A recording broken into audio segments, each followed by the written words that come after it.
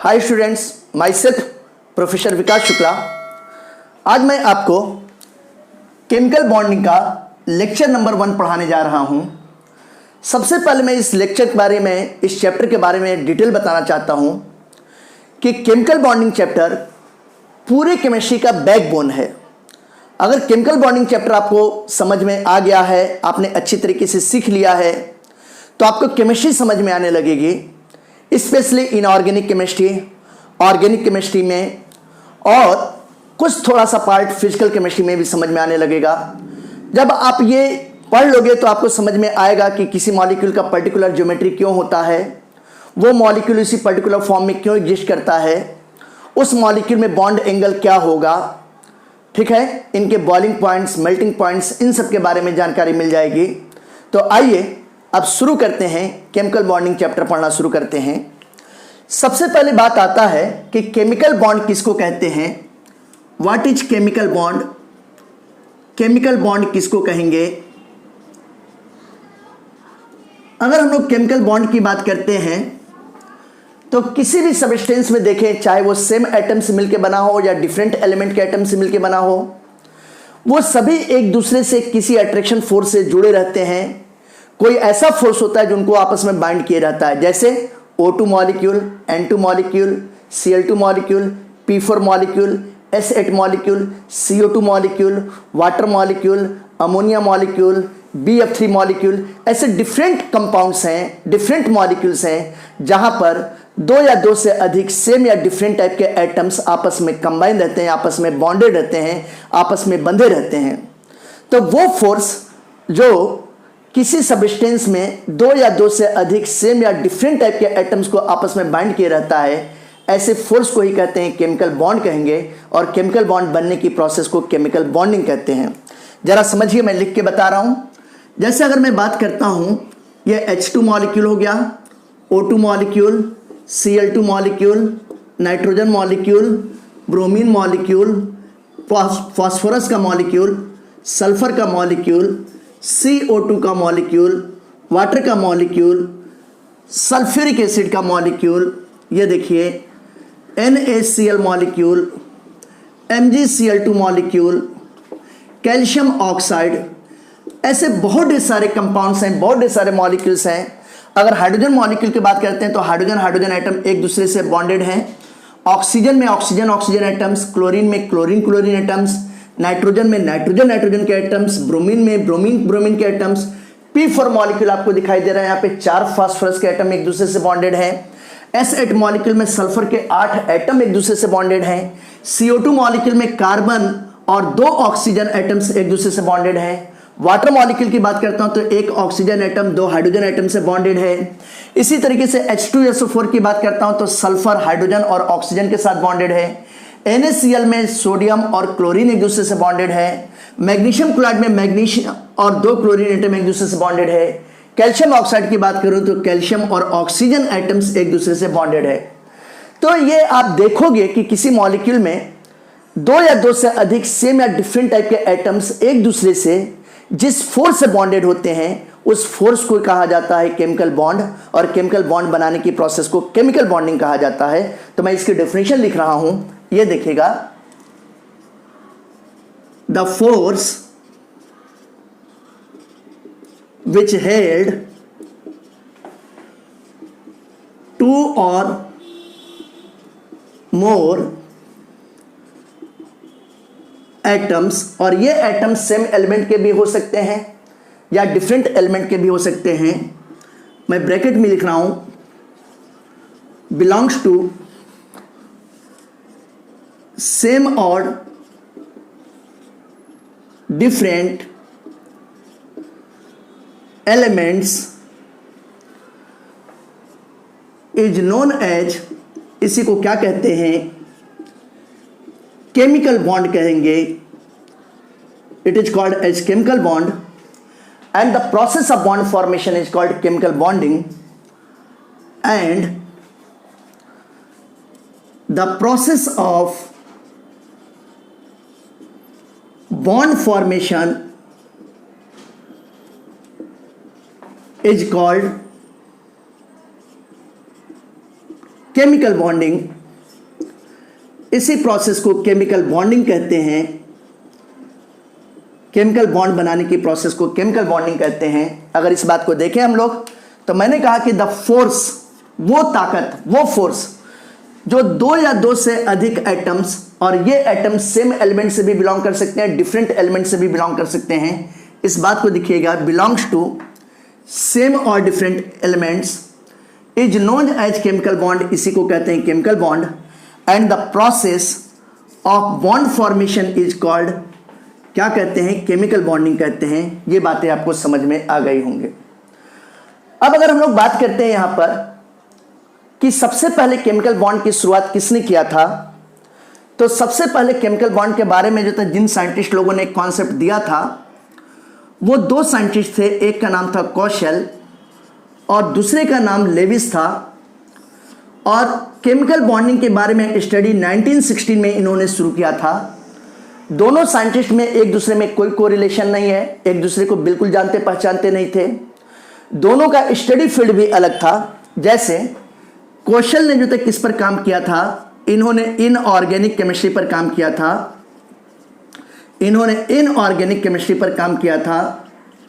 वहीं पे लेविस ने किस पर काम किया था, इन्होंने काम किया था ऑर्गेनिक केमिस्ट्री पर काम किया था। ये देखिए, इन्होंने काम किया था ऑर्गेनिक केमिस्ट्री पर काम किया था। कौशल ने इनऑर्गेनिक केमिस्ट्री पे काम किया था और लेविस ने ऑर्गेनिक केमिस्ट्री पे काम किया था। दोनों में आपस में कोई कोरिलेशन नहीं था, एक दूसरे को जानते पहचानते नहीं थे, लेकिन दोनों अपने अपने एक्सपेरिमेंट के बेस पर सेम कंक्लूजन पे पहुंचे और इन दोनों ने मिलकर एक थ्योरी दिया था जिसको कहते हैं इलेक्ट्रॉनिक थ्योरी ऑफ वैलेंसी कहते हैं। ये बात आप ध्यान रखिएगा, नीट और जेईई एग्जाम में कई बार पूछा गया है कि इलेक्ट्रॉनिक थ्योरी ऑफ वैलेंसी ये किसने दिया था। तो ये आपको ध्यान रखना है कि कौशल और लेविस ने दिया था इलेक्ट्रॉनिक थ्योरी ऑफ वैलेंसी। अब इन्होंने क्या कंक्लूजन किया था और ये थ्योरी क्या कहता है, इन्होंने बोला कि कोई भी एलिमेंट आपस में या दूसरे तरीके के एलिमेंट के एटम से कंबाइन करता है। क्यों करता है, क्योंकि वो अपने वैलेंस सेल में यानी कि आउटर सेल में 8 इलेक्ट्रॉन पूरा करना चाहता है, अपना ऑक्टेट पूरा करना चाहता है। कुछ एलिमेंट ऐसे भी होते हैं जैसे हाइड्रोजन, वो डुप्लेट पूरा करते हैं, यानी कि अपने वैलेंस सेल में केवल 2 इलेक्ट्रॉन पूरा करके सेटिस्फाई हो जाते हैं, स्टेबल हो जाते हैं। तो ये कॉन्सेप्ट इन्होंने किसने दिया था, कौशल और लेविस साइंटिस्ट लोगों ने दिया था। अब ये इलेक्ट्रॉनिक थ्योरी ऑफ वैलेंसी क्या है, इसका मतलब आप देखोगे तो आपको समझ में आ जाएगा। देखिए, इलेक्ट्रॉनिक थ्योरी का मतलब इलेक्ट्रॉन से रिलेटेड है और वैलेंसी का मतलब क्या हुआ, इलेक्ट्रॉन्स जो सबसे आउटर मोस्ट सेल में प्रेजेंट होते हैं, वैलेंस सेल में प्रेजेंट होते हैं, उससे रिलेटेड थ्योरी है, तो इसको कहेंगे इलेक्ट्रॉनिक थ्योरी ऑफ वैलेंसी। तो इन्होंने क्या बोला कि किसी भी एलिमेंट के वैलेंस सेल में जो इलेक्ट्रॉन होते हैं वो उसके कॉम्बिनेशन के लिए, उसके लिए बॉन्ड फॉर्मेशन के लिए रिस्पॉन्सिबल होते हैं। अगर किसी एलिमेंट के आउटर मोस्ट सेल में 7 इलेक्ट्रॉन है तो वो 1 इलेक्ट्रॉन गेन करके ऑक्टेट करना चाहता है, 6 इलेक्ट्रॉन है तो 2 इलेक्ट्रॉन गेन करना चाहता है, 5 इलेक्ट्रॉन है तो ऐसी कंडीशन में 3 इलेक्ट्रॉन गेन करना चाहता है। लेकिन अगर कोई ऐसा एलिमेंट है जिसके वैलेंस सेल में 1 या 2 इलेक्ट्रॉन है तो ये अपने इलेक्ट्रॉन को लूज करने की टेंडेंसी रखता है। और जिस एलिमेंट के आउटर मोस्ट सेल में 4 इलेक्ट्रॉन है तो वो इलेक्ट्रॉन के शेयरिंग पे जो तो फोर्स देता है, यानी कि उसमें किस तरीके का बॉन्ड बनेगा, वो किस तरीके की कॉम्बिनेशन करेगा, इस बात के लिए कौन रिस्पॉन्सिबल है, किसी भी एलिमेंट के आउटर मोस्ट सेल में, वैलेंस सेल में जो इलेक्ट्रॉन प्रेजेंट है वो रिस्पॉन्सिबल है। इस बात को आप ध्यान रखिएगा, इसी को कहते हैं इलेक्ट्रॉनिक थ्योरी ऑफ वैलेंसी कहते हैं। और किसने दिया था, कौशल और लेविस ने दिया था। और कौशल और लेविस 1916 में इन्होंने सबसे पहले केमिकल बॉन्डिंग की शुरुआत की थी। ये बात आप ध्यान रखिएगा, ठीक है। अब बेटा सबसे बड़ी बात कि हम लोग केमिकल बॉन्डिंग क्यों पढ़ते हैं, हमारे मन में कुछ क्यूरियोसिटी होती है, हमारे मन में कुछ क्वेश्चंस होते हैं, उनको जानने के लिए पहली बात क्या है कि जैसे किसी भी मॉलिक्यूल का फॉर्मेशन कैसे हो जाता है भाई, जैसे H2 मॉलिक्यूल कैसे बन गया, O2 मॉलिक्यूल कैसे बना, Cl2 कैसे बना, N2 कैसे बन गया, P4 कैसे बना, S8 कैसे बना, मैग्नीशियम क्लोराइड कैसे बन गया, सल्फ्यूरिक एसिड कैसे बन गया, CO2 मॉलिक्यूल कैसे बन गया, वाटर मॉलिक्यूल कैसे बन गया। तो किसी मॉलिक्यूल का फॉर्मेशन कैसे होता है और एलिमेंट्स आपस में किस तरीके से कंबाइन करते हैं। फिर दूसरी बात, कुछ सर्टेन कॉम्बिनेशन ही क्यों पॉसिबल है, जैसे हाइड्रोजन हाइड्रोजन कंबाइन करके H2 बना लेते हैं, H3 नहीं बनता है, H4 नहीं बनता है।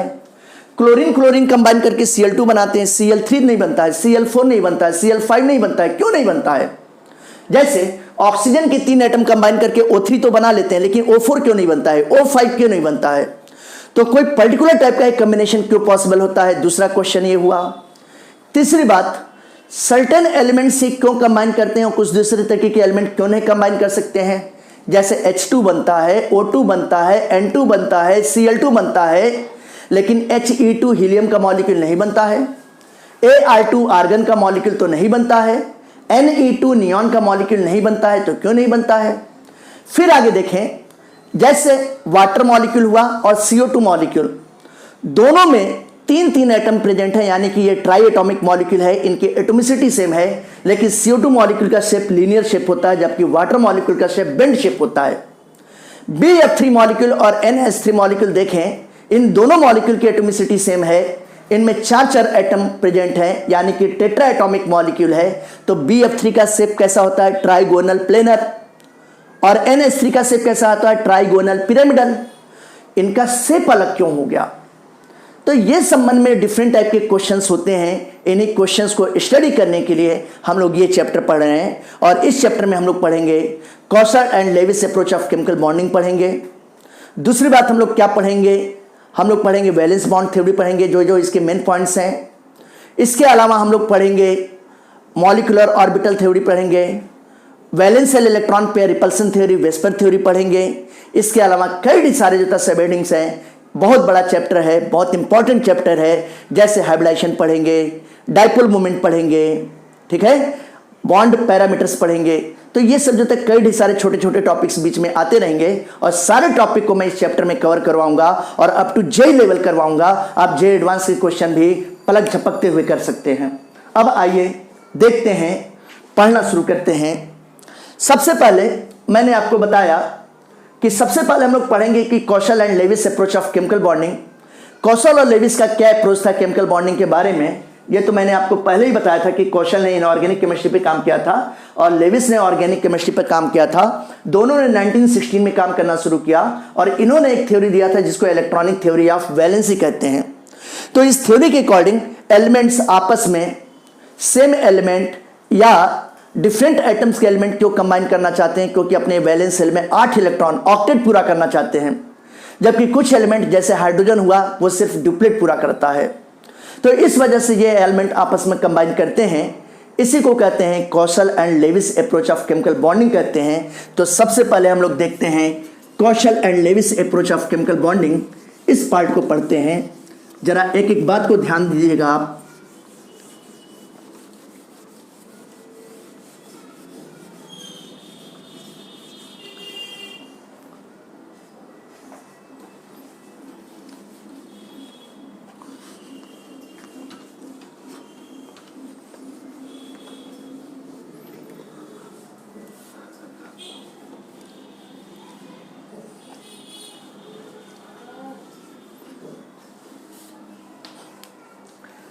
सबसे पहली heading Kossel and Lewis approach of chemical bonding.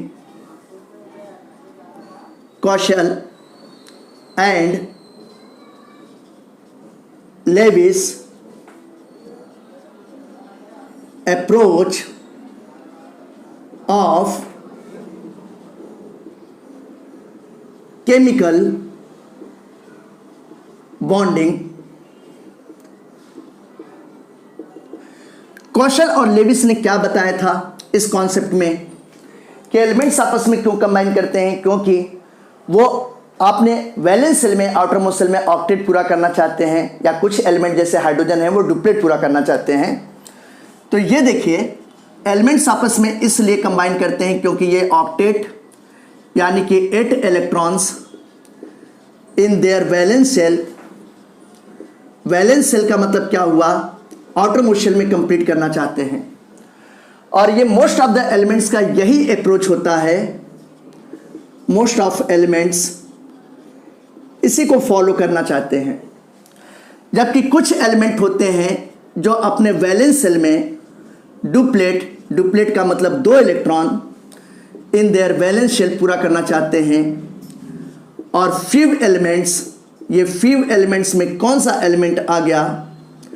जैसे अगर आप एग्जांपल देखोगे तो हाइड्रोजन हो गया H2, जब हाइड्रोजन हाइड्रोजन एटम एक दूसरे से कंबाइन करते हैं तो हाइड्रोजन का केवल डुप्लेट पूरा होता है। हाइड्रोजन किसी भी दूसरे एलिमेंट के साथ कंबाइन करेगा, जैसे NH3 के साथ कंबाइन करेगा तब भी हाइड्रोजन का डुप्लेट ही पूरा होगा। PS3 के साथ कंबाइन करेगा तब भी डुप्लेट ही पूरा होगा। H2S में प्रेजेंट है तब भी डुप्लेट पूरा होगा। H2O में प्रेजेंट है तब भी डुप्लेट पूरा होगा। तो हाइड्रोजन हमेशा डुप्लेट पूरा करता है, ये बात आप ध्यान रखिएगा। और इस बात को किसने बताया था? कौशल और Lewis. Approach of chemical bonding में बताया गया है, कौशल और लेविस ने इस बात को बताया था। अब मैं आपको बताने जा रहा हूं लेविस डॉट स्ट्रक्चर। ये लेविस डॉट स्ट्रक्चर क्या है और इसका क्या सिग्निफिकेंस है? तो जो लेविस साइंटिस्ट थे उन्होंने बोला कि किसी भी एलिमेंट के वैलेंस सेल में जो आउटरमोस्ट सेल में इलेक्ट्रॉन्स होते हैं उनको हम लोग डॉट से या क्रॉस से बना के दिखा सकते हैं। तो इसी को कहते हैं लेविस डॉट स्ट्रक्चर। जैसे किसी एलिमेंट के आउटरमोस्ट सेल में एक इलेक्ट्रॉन है तो एक डॉट बनाना है, किसी के आउटरमोस्ट सेल में 2 इलेक्ट्रॉन है तो 2 डॉट बनाना है, किसी के आउटरमोस्ट सेल में 3 इलेक्ट्रॉन है तो 3 डॉट बनाना है, 4 इलेक्ट्रॉन है तो 4, 5 है तो 5 डॉट, 6 है तो 6 डॉट, इस तरीके से बनाना है।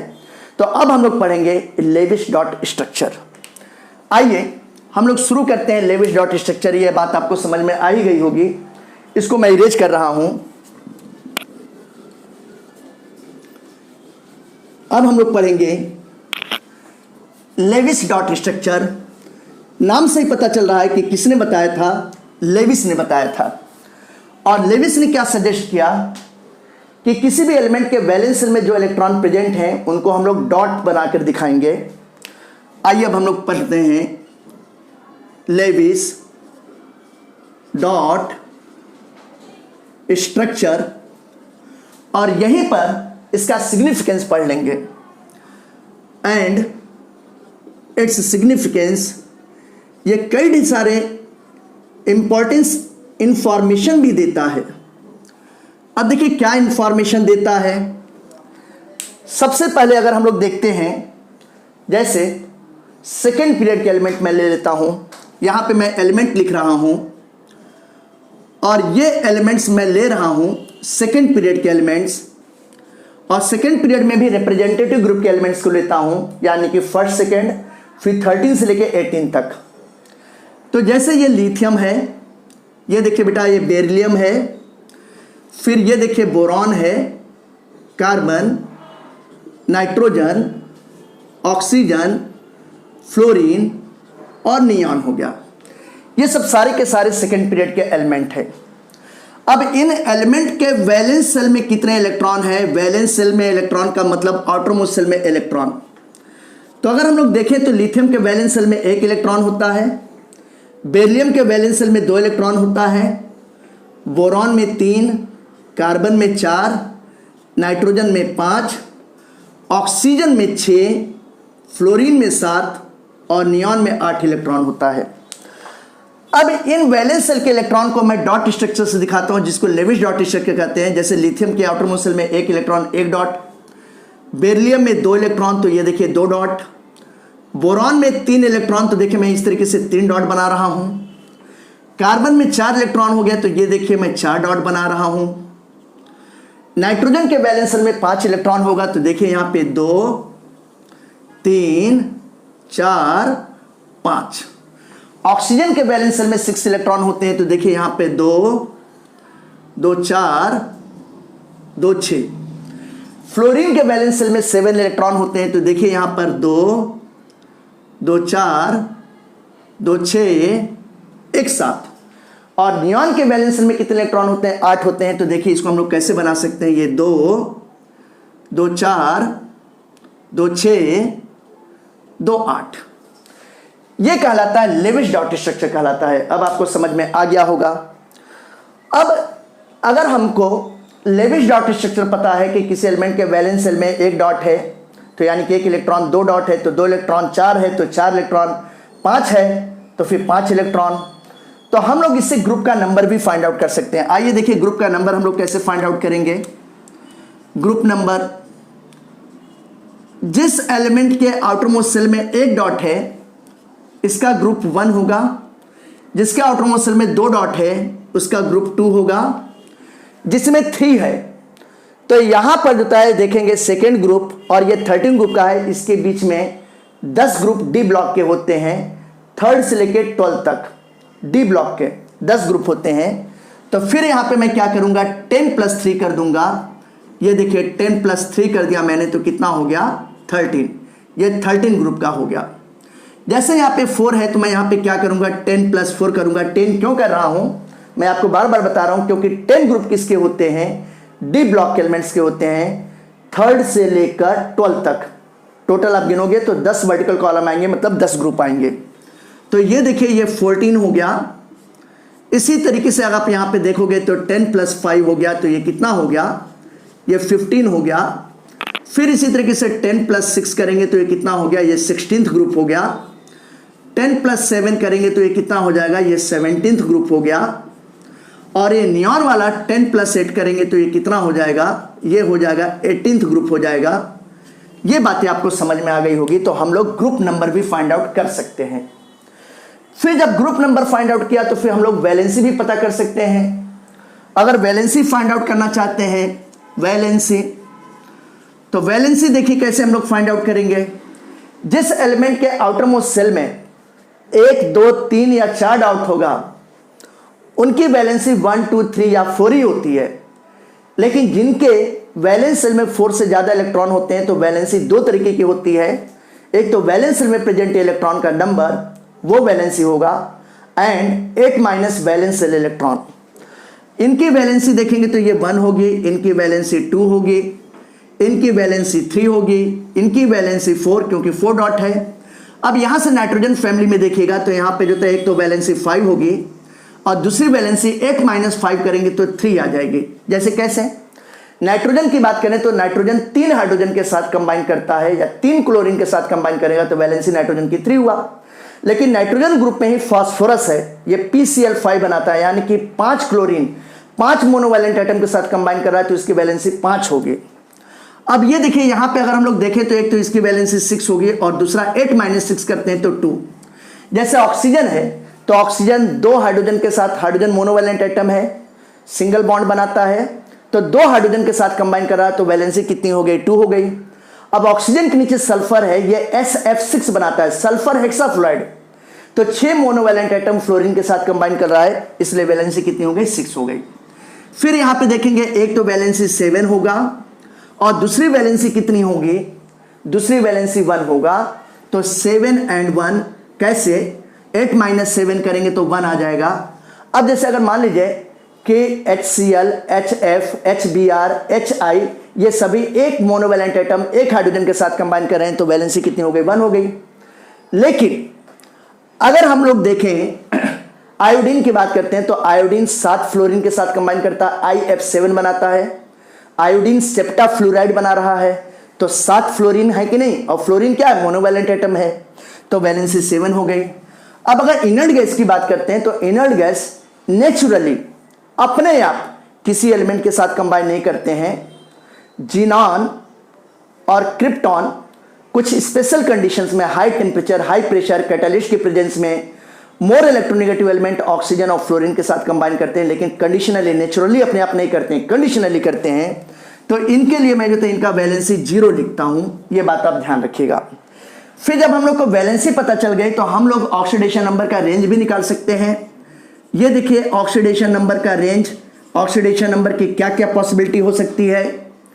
जिसके वैलेंस सेल में 1 इलेक्ट्रॉन होता है उसका ऑक्सीडेशन स्टेट हमेशा +1, जिसमें 2 इलेक्ट्रॉन होता है उसका +2, जिनके वैलेंस सेल में 3 इलेक्ट्रॉन होता है उनका ऑक्सीडेशन नंबर +3 एंड +1 होगा। Due to inert pair effect अपने ग्रुप के मैक्सिमम ऑक्सीडेशन नंबर से 2 यूनिट कम शो करेगा। अगर इसकी हम लोग बात करते हैं तो यहां पे आप देखोगे यहां पे कितना हो जाएगा, इनके ऑक्सीडेशन नंबर की बात करें तो इनका ऑक्सीडेशन नंबर +4 से लेकर -4 तक, इसके रेंज में कुछ भी हो सकता है, यानी कि +4, +3, +2, +1, 0, -1, -2, -3, -4, -4 से कम नहीं होगा और +4 से ज़्यादा नहीं हो सकता है। अगर यहाँ पे हम लोग बात करते हैं तो ये देखिए इसका ऑक्सीडेशन नंबर का रेंज +5 से लेकर -3 तक होगा, क्योंकि नाइट्रोजन फैमिली के वैलेंस सेल में 5 इलेक्ट्रॉन होगा तो किसी को देगा तो कितना दे सकता है, 5 इलेक्ट्रॉन, और लेगा तो कितना लेगा 3, क्योंकि 3 इलेक्ट्रॉन लेने पर ऑक्टेट पूरा हो जाएगा। तो देखिए 5 से +5 से लेके -3 तक, यानी कि +5 +4 +3 +2 +1 0 -1 -2 -3, -3 से कम नहीं हो सकता, +5 से ज्यादा नहीं हो सकता है। सेम कॉन्सेप्ट यहां पर ऑक्सीजन फैमिली के वैलेंस शेल में 6 इलेक्ट्रॉन है, तो किसी को देगा तो केवल 6 इलेक्ट्रॉन दे देगा तो +6 हुआ, और अगर किसी से लेने की बात होगी तो केवल 2 इलेक्ट्रॉन ले पाएगा, ऑक्टेट पूरा हो जाएगा, तो +6 से लेके -2 तक। हाइड्रोजन फैमिली की बात करता हूं तो ये +7 से लेकर कितना होगा -1 तक, क्योंकि हाइड्रोजन फैमिली के वैलेंस शेल में 7 इलेक्ट्रॉन होते हैं। अगर ये किसी को देगा तो कितना इलेक्ट्रॉन दे सकता है, 7 इलेक्ट्रॉन दे सकता है, और किसी से लेगा तो कितना ले सकता है, 1 इलेक्ट्रॉन। अब जब मैं नेचुरल कंडीशन में बोल रहा हूं कि इनर्ट गैस किसी के साथ कंबाइन करेंगे ही नहीं, तो फिर इसके लिए ऑक्सीडेशन नंबर की बात करना बेमानी है, हम लोग कोई बात नहीं करेंगे, कहेंगे जो तक उसका ऑक्सीडेशन नंबर 0 कहेंगे, क्योंकि ये आइसोलेटेड फॉर्म में है, एलिमेंट के फॉर्म में है। अब आगे हम लोग चलते हैं। नाउ स्टूडेंट्स, मैं आपको केमिकल बॉन्ड्स के टाइप बताने जा रहा हूं। तो ये देखिएगा, मैंने लिखा टाइप्स ऑफ केमिकल बॉन्ड। अगर हम लोग केमिकल बॉन्ड के टाइप्स देखते हैं तो केमिकल बॉन्ड आप देखोगे कि पहला टाइप मैं बता रहा हूं, आयोनिक बॉन्ड होता है। इसके बारे में आप लोगों ने सुना भी होगा, या इसी को कहते हैं इलेक्ट्रोवैलेंट बॉन्ड कहते हैं, इलेक्ट्रोवैलेंट बॉन्ड। और ये बॉन्ड किसके किसके बीच में पाया जाता है, between metal and non metals के बीच में पाया जाएगा। तो ये bond between metal and non metals, इसके बीच में पाया जाता है। दूसरा बॉन्ड है, उसको कहते हैं कोवैलेंट बॉन्ड कहते हैं, और इसी बॉन्ड का एक स्पेशल टाइप है जिसको कोऑर्डिनेट बॉन्ड कहते हैं। मेरी बात को ध्यान दीजिएगा कि coordinate bond is not the another type of bond, different type of bond, ये कोवैलेंट बॉन्ड का ही भाई है, ठीक है ना। तो इसी का एक स्पेशल टाइप मैं इसी में मेंशन कर रहा हूं, उसको कहेंगे कोऑर्डिनेट बॉन्ड। और जब मैं पढ़ाऊंगा तो दोनों को अलग अलग पढ़ाऊंगा। ये हो गया, और ये कहां पे पाया जाता है, ये बिटवीन नॉन मेटल्स पाया जाता है, 2 या 2 से अधिक नॉन मेटल्स के बीच में पाया जाता है। इसी तरीके से जो आप देखो, तीसरे तरीके का बॉन्ड होता है जिसको कहते हैं मेटेलिक बॉन्ड कहते हैं। ये मेटेलिक बॉन्ड नाम से पता चल रहा है कि बिटवीन मेटल्स, जैसे मान लीजिए कि ये आयरन की रॉड है, तो इस आयरन की रॉड में आयरन के बहुत सारे एटम्स प्रेजेंट हैं, तो उन आयरन एटम्स के बीच में एक तरीके का फोर्स ऑफ अट्रैक्शन का काम करता है जिसको मेटेलिक बॉन्ड कहते हैं। जैसे कॉपर की रॉड है तो इसमें कॉपर के बहुत सारे एटम्स हैं, उनके बीच में एक अट्रैक्शन फोर्स काम करता है, एक बॉन्ड पाया जाता है जिसको मेटेलिक बॉन्ड कहते हैं। तो ये नाम से ही समझ में आ रहा है कि ये कहां पर पाया जाता है, between same atoms of given metal element, given metal element between same atoms पाया जाता है। इसी तरीके का एक फोर्थ तरीके का बॉन्ड है जिसको कहते हैं week van der Waals forces कहते हैं। लेकिन इससे पहले एक और बॉन्ड पढ़ाने आ जा रहा हूं आपको, इसको कहते हैं हाइड्रोजन बॉन्ड कहते हैं। ये देखिए hydrogen bond. Hydrogen bond reality में अगर आप देखोगे तो week van der Waals force का ही एक टाइप है, लेकिन इसका एरिया बहुत बड़ा है। ये इनऑर्गेनिक कंपाउंड में, ऑर्गेनिक कंपाउंड्स में पाया जाता है, between organic and inorganic compounds पाया जाता है। तो इसका स्टडी एरिया बहुत ब्रॉड है और इसका मैग्नीट्यूड भी हाई है बाकी के week van der Waals force के कंपेयर में, इसलिए इसको सेपरेट हम लोग पढ़ रहे हैं हाइड्रोजन बॉन्ड को, ध्यान दीजिएगा बेटा। और एक तरीके का और बॉन्ड है, इस बॉन्ड को कहते हैं week van der Waals forces कहते हैं। Week van der Waals forces, नाम से ही पता चला कि वीक मतलब बहुत ही वीक होगा, बहुत ही कमजोर होगा, बहुत ही दुर्बल होगा। और वान डेर वाल ये एक साइंटिस्ट का नाम था, तो इन्होंने इस कैटेगरी के फोर्सेज के बारे में बताया था। इसको कहते हैं week van der Waals forces कहते हैं। और week van der Waals forces भी कई तरीके के होते हैं। आइए देखते हैं कि कौन कौन से तरीके के होते हैं। जैसे पहला तरीका मैं आपको बताने जा रहा हूं, इसको हम लोग कहेंगे डिस्पर्सन फोर्स कहेंगे। ये देखिए डिस्पर्सन फोर्स, या इसी को कहते हैं लंडन फोर्स कहते हैं। ये लंडन फोर्स है। दूसरे तरीके का है जिसको कहते हैं डाइपोल डाइपोल इंटरेक्शन फोर्सेस कहते हैं। ये देखिए ये कहलाएगा डाइपोल डाइपोल इंटरेक्शन फोर्सेज। इन सारे फोर्सेज के बारे में मैं आपको डिटेल से पढ़ाऊंगा जब week van der Waals forces पढ़ाऊंगा, सिर्फ यहां पे मैं नाम लिख रहा हूं।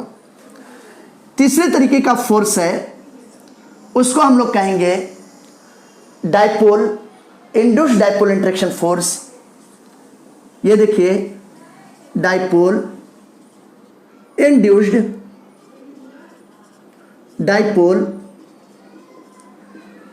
इंटरेक्शन फोर्स,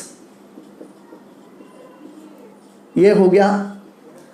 फिर देखिए यहां पे चौथा टाइप है जिसको कहते हैं आयन डाइपोल इंटरेक्शन फोर्स। ये है आयन डाइपोल इंटरेक्शन फोर्स, ये कहते हैं। एक पांचवा टाइप है जिसको कहते हैं ion induced dipole interaction force. आइए पांचवा भी हम लोग देख लेते हैं, ion induced dipole interaction force. तो ये मैंने आपको बताया कि weak van der Waals forces 5 तरीके के होते हैं। डिस्पर्सन फोर्स या London force, dipole dipole interaction force, dipole induced dipole interaction force, ion dipole interaction force, ion induced dipole interaction force.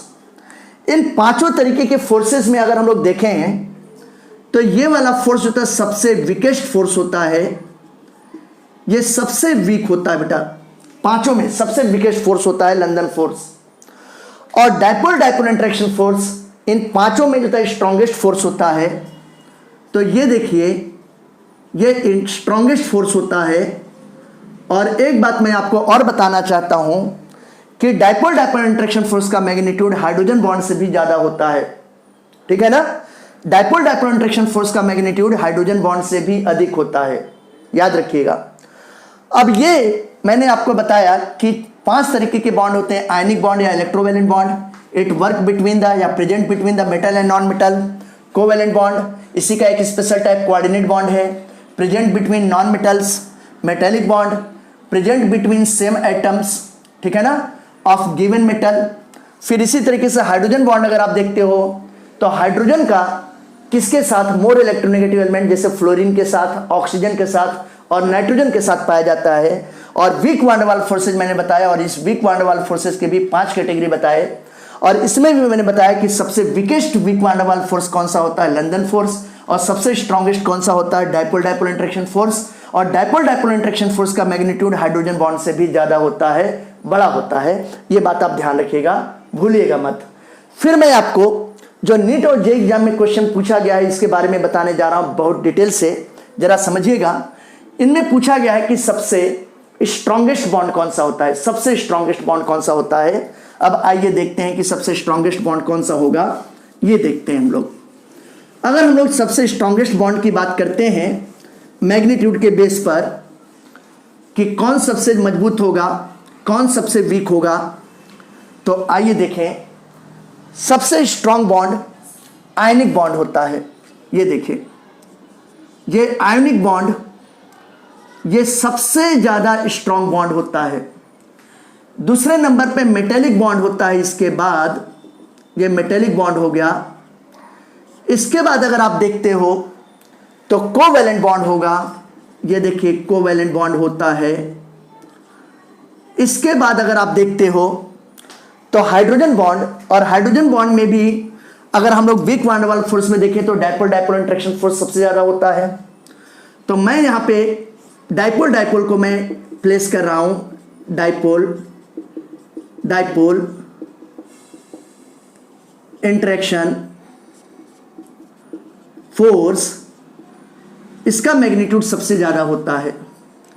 इसके बाद आप देखोगे तो कौन आएगा, इसके बाद हाइड्रोजन बॉन्ड आता है, यह हाइड्रोजन बॉन्ड आएगा। और सबसे वीक कौन सा होगा, जैसे नाम से ही पता चल रहा है कि weak van der Waals forces, और week van der Waals forces में भी अगर देखोगे आप तो सबसे वीक कौन सा होगा, लंदन फोर्स होगा, जिसके बारे में मैंने आपको बताया है।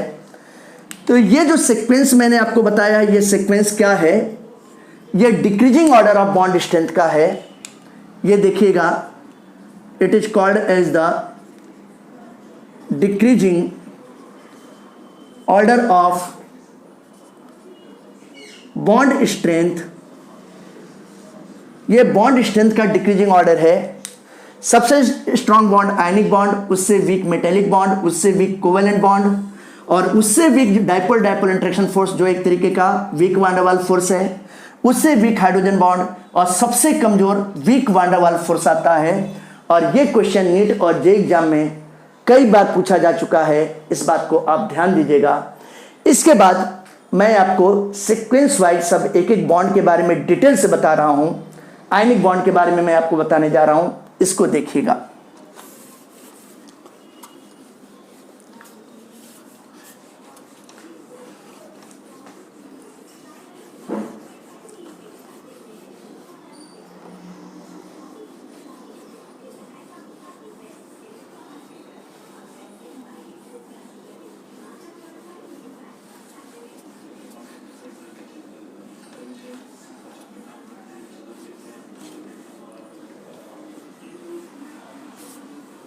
थोड़ा खिड़की बंद कर दो ना, आवाज नहीं सुनाई दे रही क्या?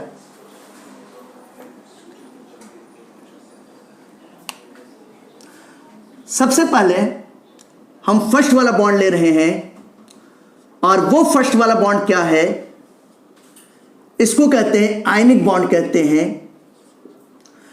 इस आयनिक बॉन्ड को हम लोग इलेक्ट्रोवैलेंट बॉन्ड ऐसे भी कहते हैं, या इसी बॉन्ड का एक तीसरा नाम है, इसको पोलर बॉन्ड भी कहा जाता है।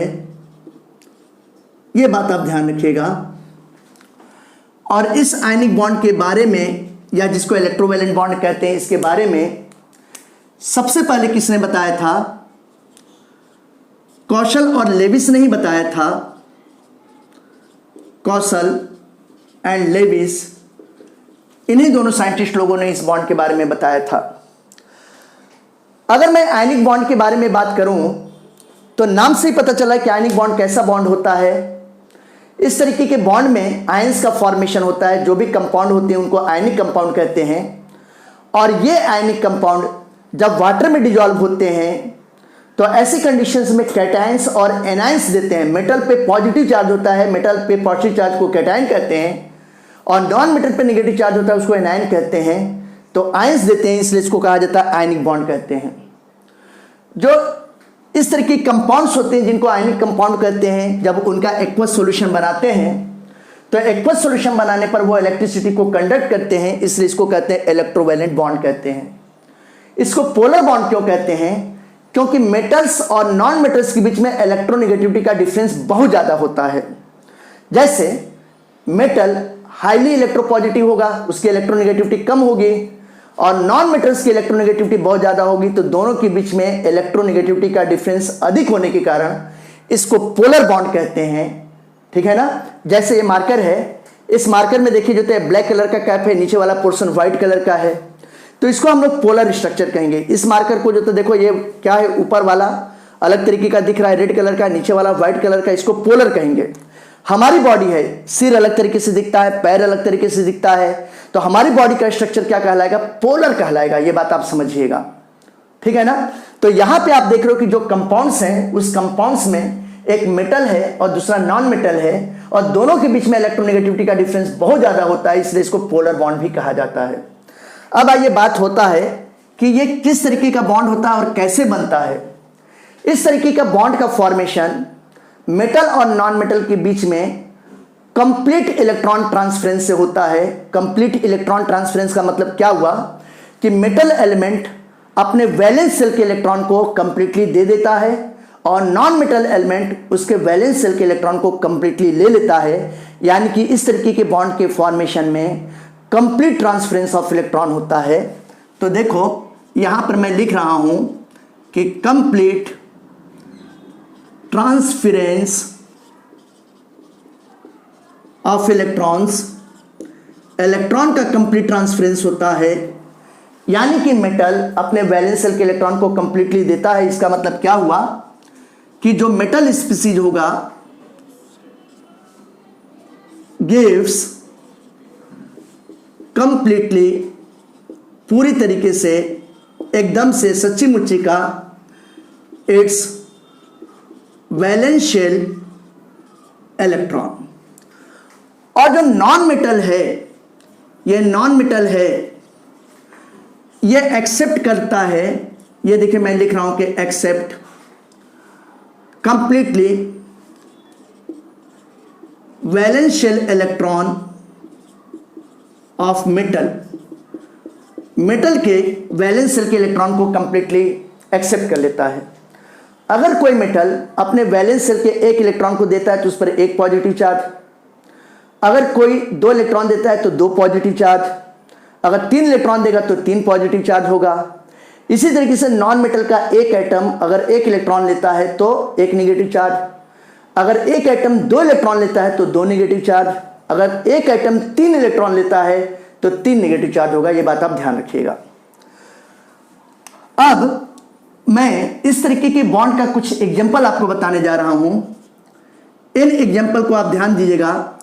सबसे पहला एग्जांपल बहुत ही घिसा पिटा एग्जांपल है और ये एग्जांपल आप लोग क्लास 8th 9th से पढ़ रहे हो कि NaCl एक आयनिक कंपाउंड है ना, सबको मालूम है।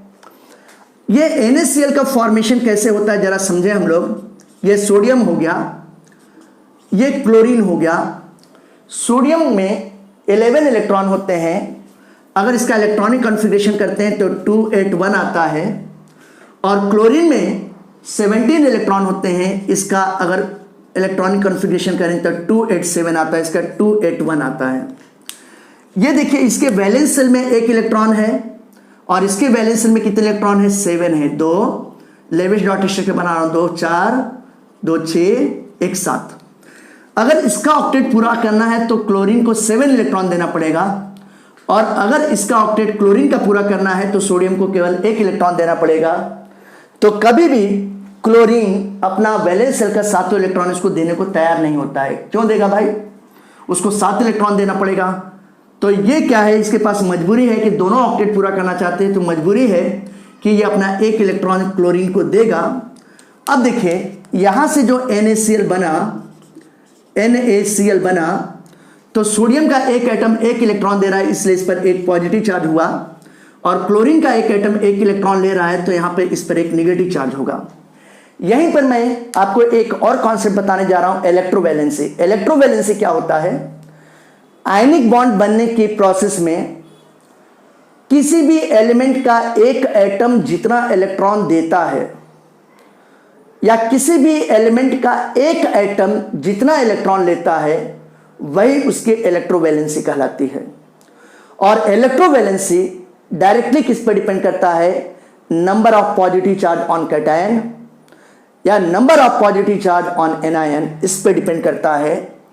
ये देखिए अगर मैं इलेक्ट्रोवैलेंसी बोलूं तो मैंने आपको बताया कि आयनिक बॉन्ड बनने की प्रोसेस में किसी भी एलिमेंट का एक एटम जितना इलेक्ट्रॉन देगा, किसी भी एलिमेंट का एक एटम जितना इलेक्ट्रॉन लेता है, एक एटम की बात कर रहा हूं, वही उसकी क्या कहलाएगी, electrovalency. Electrovalency directly depends on the number of positive charge on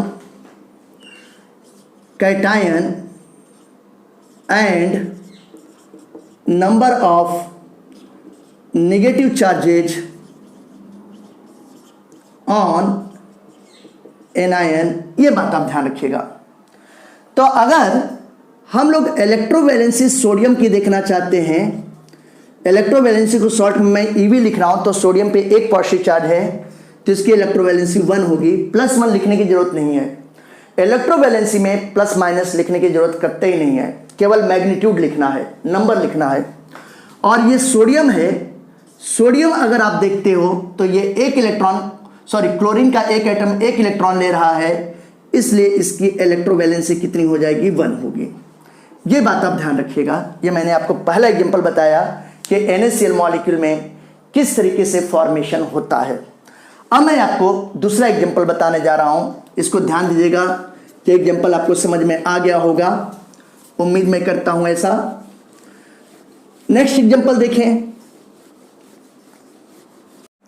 अब मैं आपको आयनिक बॉन्ड बनने की प्रोसेस का सेकेंड एग्जांपल बता रहा हूं। जैसे सेकेंड एग्जांपल आप देखो, ये कैल्शियम ऑक्साइड है, ये भी एक आयनिक कंपाउंड है। ये कैल्शियम ऑक्साइड का फॉर्मेशन कैसे होता है, ये देखिए कैल्शियम है और ये ऑक्सीजन है। कैल्शियम का एटॉमिक नंबर 20 होता है, तो यहां पे हम लोग कर सकते हैं 2 8 8 2, देखिए 2 8 10 8 18 2 20 हो गया, ये कैल्शियम का 20 हो गया। ऑक्सीजन का एटॉमिक नंबर 8 होता है, तो इसका इलेक्ट्रॉनिक कॉन्फ़िगरेशन करेंगे तो 2 और 6 होगा।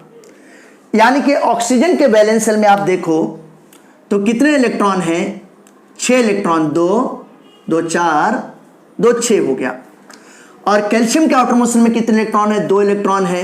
ये देखिए, अगर कैल्शियम का ऑक्टेट पूरा होना है तो इसको 6 इलेक्ट्रॉन चाहिए, जबकि ऑक्सीजन का अगर ऑक्टेट पूरा होना है तो ऑक्सीजन को केवल 2 इलेक्ट्रॉन चाहिए।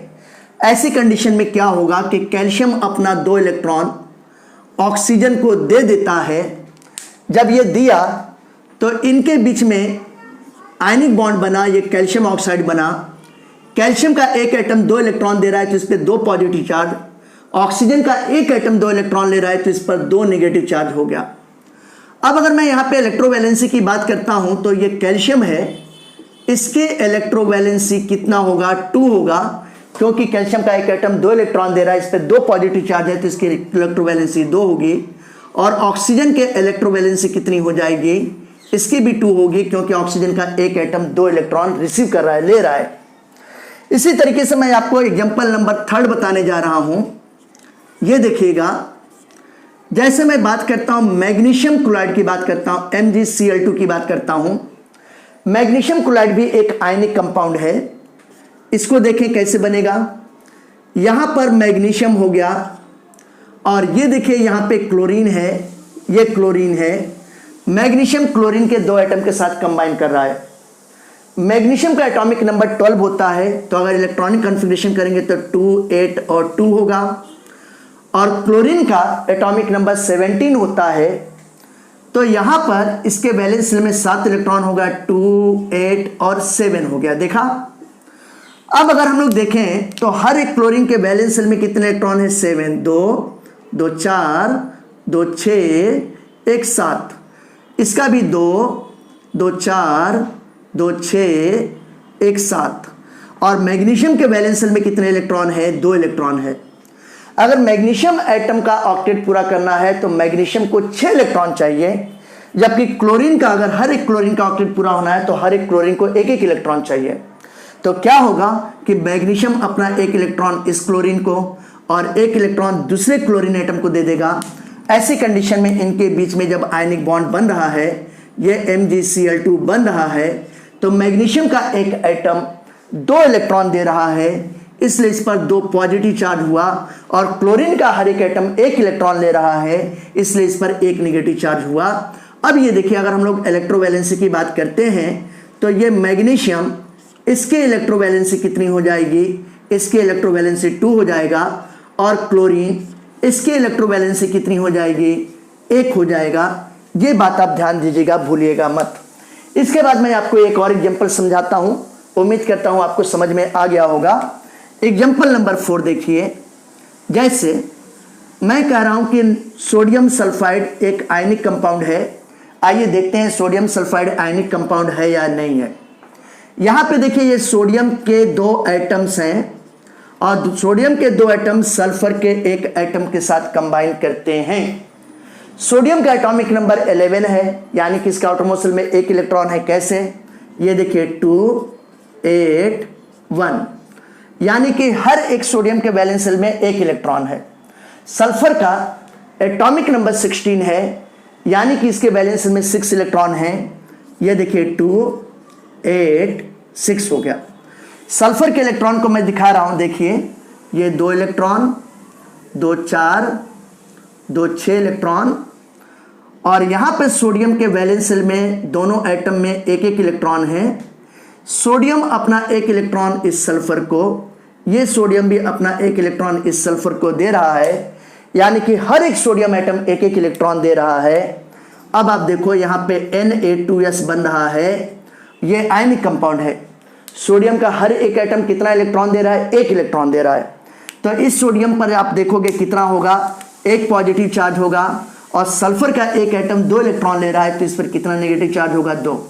अगर हम लोग इलेक्ट्रोवैलेंसी की बात करते हैं तो ये जो सोडियम है, इस सोडियम के इलेक्ट्रोवैलेंसी 1 होगी, और सल्फर की इलेक्ट्रोवैलेंसी कितनी हो जाएगी?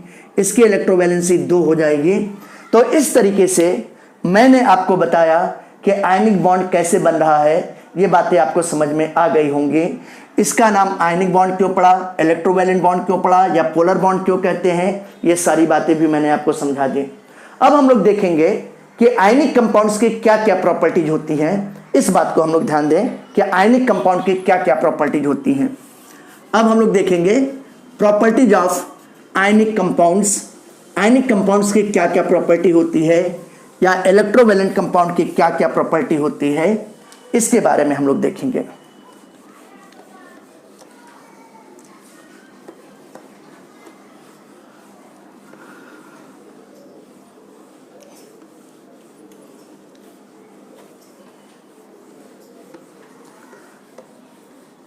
आइए,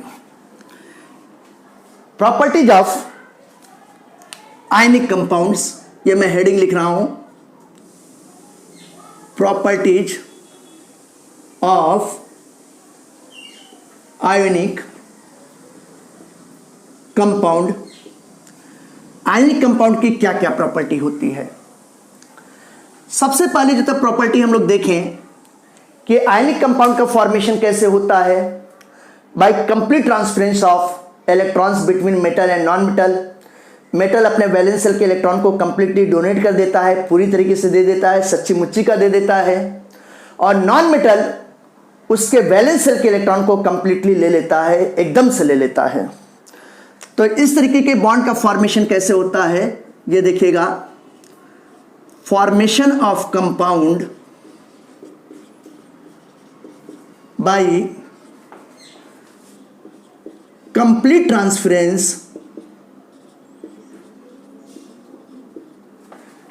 transference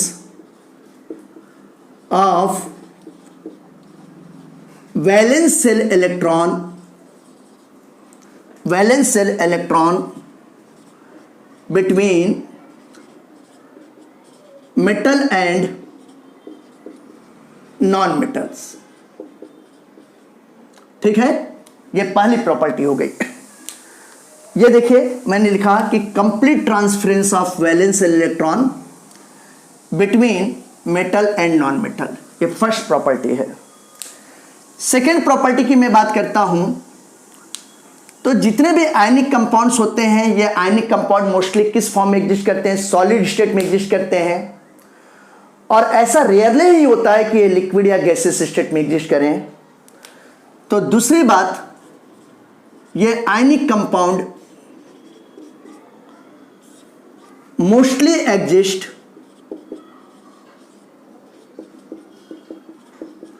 in solid state and rarely in liquid और गैसेस स्टेट।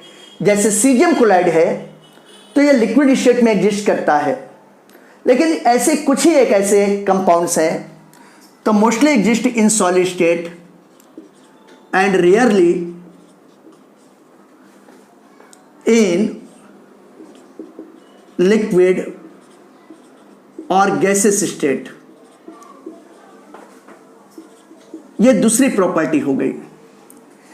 तीसरी प्रॉपर्टी मैं आपको बताना चाहता हूं कि जितने भी आयनिक कंपाउंड्स होते हैं इनका मेल्टिंग पॉइंट और बॉइलिंग पॉइंट बहुत हाई होता है। क्यों बहुत हाई होता है? इसके पीछे रीजन ये होता है क्योंकि कैटायंस यानी कि मेटल आयन और एनायंस यानी कि नॉन मेटल आयन के बीच में स्ट्रॉन्ग इलेक्ट्रोस्टैटिक अट्रैक्शन फोर्स पाया जाता है। तो आगे देखिएगा कि जितने भी आयनिक कंपाउंड्स हैं, इन आयनिक कंपाउंड्स का जो मेल्टिंग पॉइंट या बॉइलिंग पॉइंट होता है, melting point and boiling point very high, बहुत हाई होता है कोवैलेंट कंपाउंड के कंपेयर में।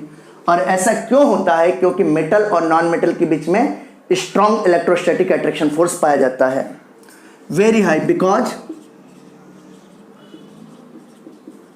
मेटल आयंस को क्या कहते हैं? कैटायंस कहते हैं। एंड नॉन मेटल आयंस, इनको एनायंस कहते हैं। हैव वेरी हाई, या इसी को हम लोग कह सकते हैं स्ट्रॉन्ग इलेक्ट्रोस्टैटिक अट्रैक्शन फोर्सेज। इस बात को आप ध्यान रखिएगा। ये क्वेश्चन भी कई बार कॉम्पिटिटिव एग्जामिनेशन में पूछा गया कि आयनिक कंपाउंड्स की जो मेल्टिंग पॉइंट, बॉइलिंग पॉइंट होती है, ये बहुत हाई होती है। क्यों होती है? क्योंकि कैटायंस और एनायंस के बीच में स्ट्रॉन्ग इलेक्ट्रोस्टैटिक अट्रैक्शन फोर्स पाया जाता है, स्ट्रॉन्ग इलेक्ट्रोस्टैटिक अट्रैक्शन फोर्स पाया जाता है। ये मैंने आपको तीसरी प्रॉपर्टी बताई। चौथी प्रॉपर्टी की बात करते हैं तो जितने भी आयनिक कंपाउंड्स होते हैं वो सारे आयनिक कंपाउंड्स इलेक्ट्रिसिटी को कंडक्ट करते हैं, लेकिन इलेक्ट्रिसिटी को कंडक्ट किस में करते हैं? एक्वस स्टेट में करते हैं या मोल्टन स्टेट में करेंगे, सॉलिड स्टेट में नहीं करते हैं। तो ये देखिए, ionic compounds conduct electricity in किसमें? मोल्टेन और एक्वस स्टेट या एक्वस सॉल्यूशन। अगर पानी के साथ उनको घोल दिया जाए तो एक्वस सॉल्यूशन बनेगा, तब इलेक्ट्रिसिटी कंडक्ट करते हैं। या कोई भी आयनिक कंपाउंड उसको इतना गर्म कर दो कि वो पिघल जाए, मेल्ट कर जाए, तो उसको कहते हैं मोल्टेन कहते हैं या फ्यूज स्टेट कहते हैं, तभी करेंगे। तो अगर इसमें इलेक्ट्रिसिटी कंडक्ट करने का अगर सीक्वेंस देखा जाए तो आप देखोगे कि किसी भी आयनिक कंपाउंड का एक्वस सॉल्यूशन है, यानी कि अगर उसको पानी में घोल देते हैं तो सबसे ज़्यादा इलेक्ट्रिसिटी कंडक्ट करता है। दूसरे नंबर पर अगर इसको गर्म कर दें और गर्म करने पर ये पिघल जाए, मोल्टेन स्टेट में आ जाए या फ्यूज स्टेट में आ जाए, तो मोल्टेन स्टेट में करेगा। और सबसे कम, लगभग न के बराबर सॉलिड स्टेट में करता है। ये जो मैंने आपको सीक्वेंस दिखाया, ये decreasing order of conductivity, electrical conductivity of ionic compound है। तो ये देखिए, ये मैंने लिखा हुआ है decreasing order of electrical conductivity, ये मैंने आपको दिखाया। ये देखिए, decreasing order of electrical conductivity of any ionic compound, किसी भी आयनिक कंपाउंड के लिए अप्लाई होता है। मैं आपको बताना चाहता हूं कि किसी भी आयनिक कंपाउंड की इलेक्ट्रिकल कंडक्टिविटी इस बात पर डिपेंड करता है कि वो कितनी जल्दी आयन का फॉर्मेशन कर लेता है, कितनी जल्दी आयन का फॉर्मेशन कर लेगा। जितनी जल्दी वो आयन का फॉर्मेशन कर लेगा और उसके आयंस मूवमेंट करने के लिए जितना ज़्यादा फ्री होंगे, उसकी इलेक्ट्रिकल कंडक्टिविटी उतनी ही ज़्यादा होगी। ये बात आप ध्यान रखिएगा। तो एक्वस मीडियम में वाटर का डाइलेक्ट्रिक कांस्टेंट बहुत ज़्यादा होता है, तो कोई भी आयनिक कंपाउंड इजीली डिसोसिएट होगा। वाटर जो है इसको मूवमेंट के लिए मीडियम प्रोवाइड करता है, तो एक्वस मीडियम में सबसे ज़्यादा कंडक्टिविटी होगी। मॉल्टन स्टेट में कंडक्टिविटी कम होती है और सबसे कम लगभग न के बराबर सॉलिड स्टेट में होती है। ये बातें भी आप ध्यान रखिएगा। अब मैं आपको यहाँ पे 4 प्रॉपर्टी बताया, अगली प्रॉपर्टी हम लोग देखते हैं। जैसा मैंने आपको बताया कि जितने भी आयनिक कंपाउंड्स होते हैं वो सारे के सारे पोलर नेचर के होते हैं। क्यों पोलर नेचर के होते हैं? क्योंकि मेटल्स की इलेक्ट्रोनेगेटिविटी बहुत कम होती है और नॉन मेटल्स की इलेक्ट्रोनेगेटिविटी बहुत ज़्यादा होती है, बहुत अधिक होती है। तो दोनों के बीच में इलेक्ट्रोनेगेटिविटी का डिफरेंस बहुत ज़्यादा होता है। जब दोनों के बीच में इलेक्ट्रोनेगेटिविटी का डिफरेंस बहुत ज़्यादा होता है तो जहाँ पे इलेक्ट्रोनेगेटिविटी डिफरेंस अधिक होगा उसको कहेंगे पोलर कहेंगे। तो जितने भी आयनिक कंपाउंड्स होते हैं सारे के सारे आयनिक कंपाउंड्स पोलर होते हैं और ये पोलर सॉल्वेंट में डिजॉल्व होते हैं। पोलर सॉल्वेंट किसको कहते हैं? जैसे वाटर में डिजॉल्व होते हैं। और नॉन पोलर सॉल्वेंट का मतलब ऑर्गेनिक सॉल्वेंट, जैसे carbon tetrachloride, acetone, alcohol, benzene, phenol, इन सब में इनकी सॉल्बिलिटी बहुत कम होती है या होती ही नहीं है। तो देखना, आयनिक कंपाउंड को हम लोग पोलर कंपाउंड भी कह सकते हैं। Polar compounds are highly and easily soluble in polar solvent. और ये पोलर सॉल्वेंट किसको कहते हैं? वाटर को कहते हैं। क्यों? क्योंकि अगर वाटर का इलेक्ट्रोलिसिस करें तो H+ और OH- बनेगा। ये कैटायंस और एनायंस का फॉर्मेशन करते हैं और जितने भी आयनिक कंपाउंड होते हैं वो भी कैटायन एनायन का फॉर्मेशन करते हैं। तो दोनों का नेचर सेम है। तो due to presence of similar kind of interaction forces, polar solute means ionic compounds are soluble in polar solvent means water. ये बात आप ध्यान रखिएगा। अगली प्रॉपर्टी अगर हम लोग बात करते हैं तो जितने भी आयनिक कंपाउंड्स होते हैं वो सारे के सारे आयनिक कंपाउंड्स आइसोमॉर्फिज्म की प्रोसेस को शो करते हैं, लेकिन कैटेनेशन की प्रोसेस को शो नहीं करते हैं। सेल्फ लिंकिंग की प्रॉपर्टी को शो नहीं करेंगे, ठीक है ना। और साथ ही साथ आप क्या देखोगे, आइसोमेरिज्म शो नहीं करते हैं। तो ionic compounds do not show process of isomerism.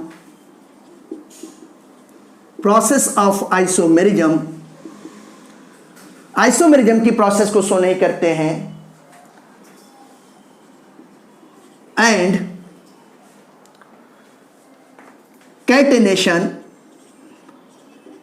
Catenation का मतलब आपस में जुड़कर एक लंबी चेन या ब्रांच या साइक्लिक कंपाउंड, इस तरीके के कंपाउंड का फॉर्मेशन नहीं करते हैं। आइसोमेरिज्म एंड कैटेनेशन मतलब ये सेल्फ लिंकिंग प्रॉपर्टी होती है, इसको शो नहीं करते हैं। जैसा कि ऑर्गेनिक कंपाउंड में कार्बन एलिमेंट शो करते हैं, लेकिन ये क्या शो करते हैं? They show the property of isomerism. देखिएगा, isomorphism, sorry, they shows the properties of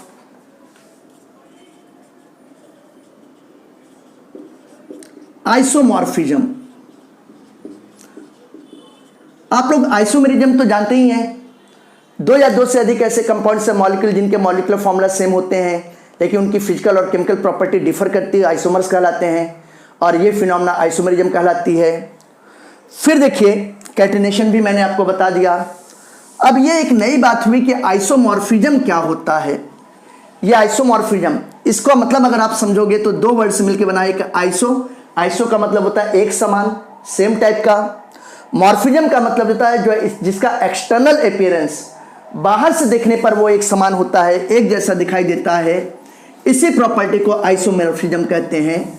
अब एक जैसे कैसे दिखाई देगा, जरा इस बात को हम लोग समझें।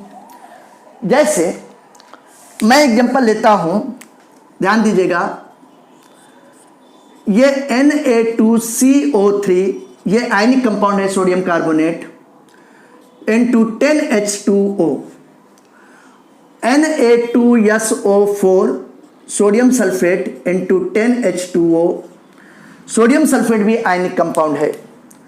अगर आप देखो तो यहाँ पे सोडियम पर एक पॉजिटिव चार्ज है, यहाँ भी सोडियम पर एक पॉजिटिव चार्ज है, कार्बोनेट पर 2 नेगेटिव चार्ज है, यहां पे सल्फेट पर भी 2 नेगेटिव चार्ज है, इसके साथ 10 वाटर मॉलिक्यूल जुड़े हैं, सोडियम सल्फेट के साथ भी 10 वाटर मॉलिक्यूल जुड़े हैं। तो दोनों कंपाउंड का बाहरी appearance, external appearance, morphological appearance same है कि नहीं, सिमिलर है ना बेटा। तो ऐसे कंपाउंड्स कहलाते हैं आइसोमॉर्फस कंपाउंड कहलाते हैं। तो आइसोमॉर्फिज्म की प्रॉपर्टी आयनिक कंपाउंड शो करते हैं। एक और एग्जांपल मैं आपको बताता हूं, ध्यान दीजिएगा। अगला एग्जांपल, ये फर्स्ट एग्जांपल था, सेकेंड एग्जांपल मैं बताने जा रहा हूं। जैसे मैं बोलता हूं कि MgSO4 × 7H2O, और इसी से मिलता जुलता एक कंपाउंड है FeSO4 × 7H2O, magnesium sulphate septahydrate, ferrous sulphate septahydrate. यहां पर मैग्नीशियम पे 2 पॉजिटिव चार्ज है, यहां पर आयरन पर भी 2 पॉजिटिव चार्ज है, सल्फेट सल्फेट दोनों जगह कॉमन है, इस पर भी 2 नेगेटिव चार्ज, इस पर भी 2 नेगेटिव चार्ज। मैग्नीशियम सल्फेट के साथ भी 7 वाटर मॉलिक्यूल जुड़े हैं और फेरस सल्फेट के साथ भी 7 वाटर मॉलिक्यूल जुड़े हैं। तो इन दोनों कंपाउंड्स में वाटर मॉलिक्यूल के नंबर सेम है, कैटायंस एनायंस के नंबर सेम है। यही बात यहां पर भी दिखाई दी थी कि इन दोनों कंपाउंड्स में कैटायंस के नंबर सेम है, एनायंस के नंबर सेम है और वाटर मॉलिक्यूल भी सेम है। तो ये ऐसे कंपाउंड्स को आइसोमॉर्फस कंपाउंड कहते हैं। ये बात आप ध्यान रखिएगा। फिर अगली प्रॉपर्टी मैं आपको बताने जा रहा हूं, एक लास्ट और प्रॉपर्टी हम लोग देखेंगे। इस लास्ट प्रॉपर्टी को देखें, ये प्रॉपर्टी कौन सी है। आप देखोगे जितने भी आयनिक कंपाउंड्स होते हैं, ये सारे ionic compounds non directional nature वाले होते हैं। सारे कंपाउंड्स नॉन डायरेक्शनल नेचर वाले होते हैं। All the compounds are of non directional nature. ये बहुत इंपॉर्टेंट प्रॉपर्टी है आयनिक कंपाउंड की, और इसके बारे में क्वेश्चन नीट एग्जाम में, जेईई मेंस में, जेईई एडवांस में, सीट एग्जाम में पता नहीं कितनी बार पूछा गया है। तो आयनिक कंपाउंड्स, ये जितने भी आयनिक कंपाउंड्स होते हैं, ये सारे के सारे नॉन डायरेक्शनल नेचर वाले होते हैं। इनका नॉन डायरेक्शनल नेचर होता है, और नॉन डायरेक्शनल नेचर होने की वजह से इनकी थर्मल स्टेबिलिटी कोवैलेंट कंपाउंड के कंपेयर में कम होती है। Therefore they have lesser thermal stability, lesser thermal stability than covalent compounds. ये मैंने बहुत इंपॉर्टेंट पॉइंट आपको बताया है, ध्यान दीजिएगा। मैंने क्या बताया कि आयनिक कंपाउंड्स कैसे होते हैं, नॉन डायरेक्शनल नेचर वाले होते हैं, और इस वजह से इनकी जो थर्मल स्टेबिलिटी होती है वो कोवैलेंट कंपाउंड के कंपेयर में लेसर होती है, कम होती है। यानी कि कोवैलेंट कंपाउंड की थर्मल स्टेबिलिटी अधिक होती है। थर्मल स्टेबिलिटी का मतलब आप समझते हो, हीट करने पर जो स्टेबिलिटी होगी, जो ज़्यादा समय तक स्टेबल बना रहेगा, एक दूसरे के साथ बना रहेगा, उसको कहेंगे थर्मल स्टेबिलिटी कहेंगे। पहले तो मैं आपको नॉन डायरेक्शनल प्रॉपर्टी के बारे में बताना चाहता हूं। जैसे NaCl है, इन दोनों के बीच में स्ट्रॉन्ग इलेक्ट्रोस्टैटिक अट्रैक्शन फोर्स काम करता है। दोनों की मेल्टिंग पॉइंट बहुत ज़्यादा होती है, दोनों एक दूसरे का साथ नहीं छोड़ना चाहते हैं। ये बातें सत्य है, बिल्कुल ट्रू है। लेकिन जैसे ही इसको वाटर में हम लोग डिजॉल्व करते हैं, तो ये देखिए, ये Na+ हो गया और ये Cl- हो गया। ये Na+ एक्वस बन गया, Cl- एक्वस बन गया।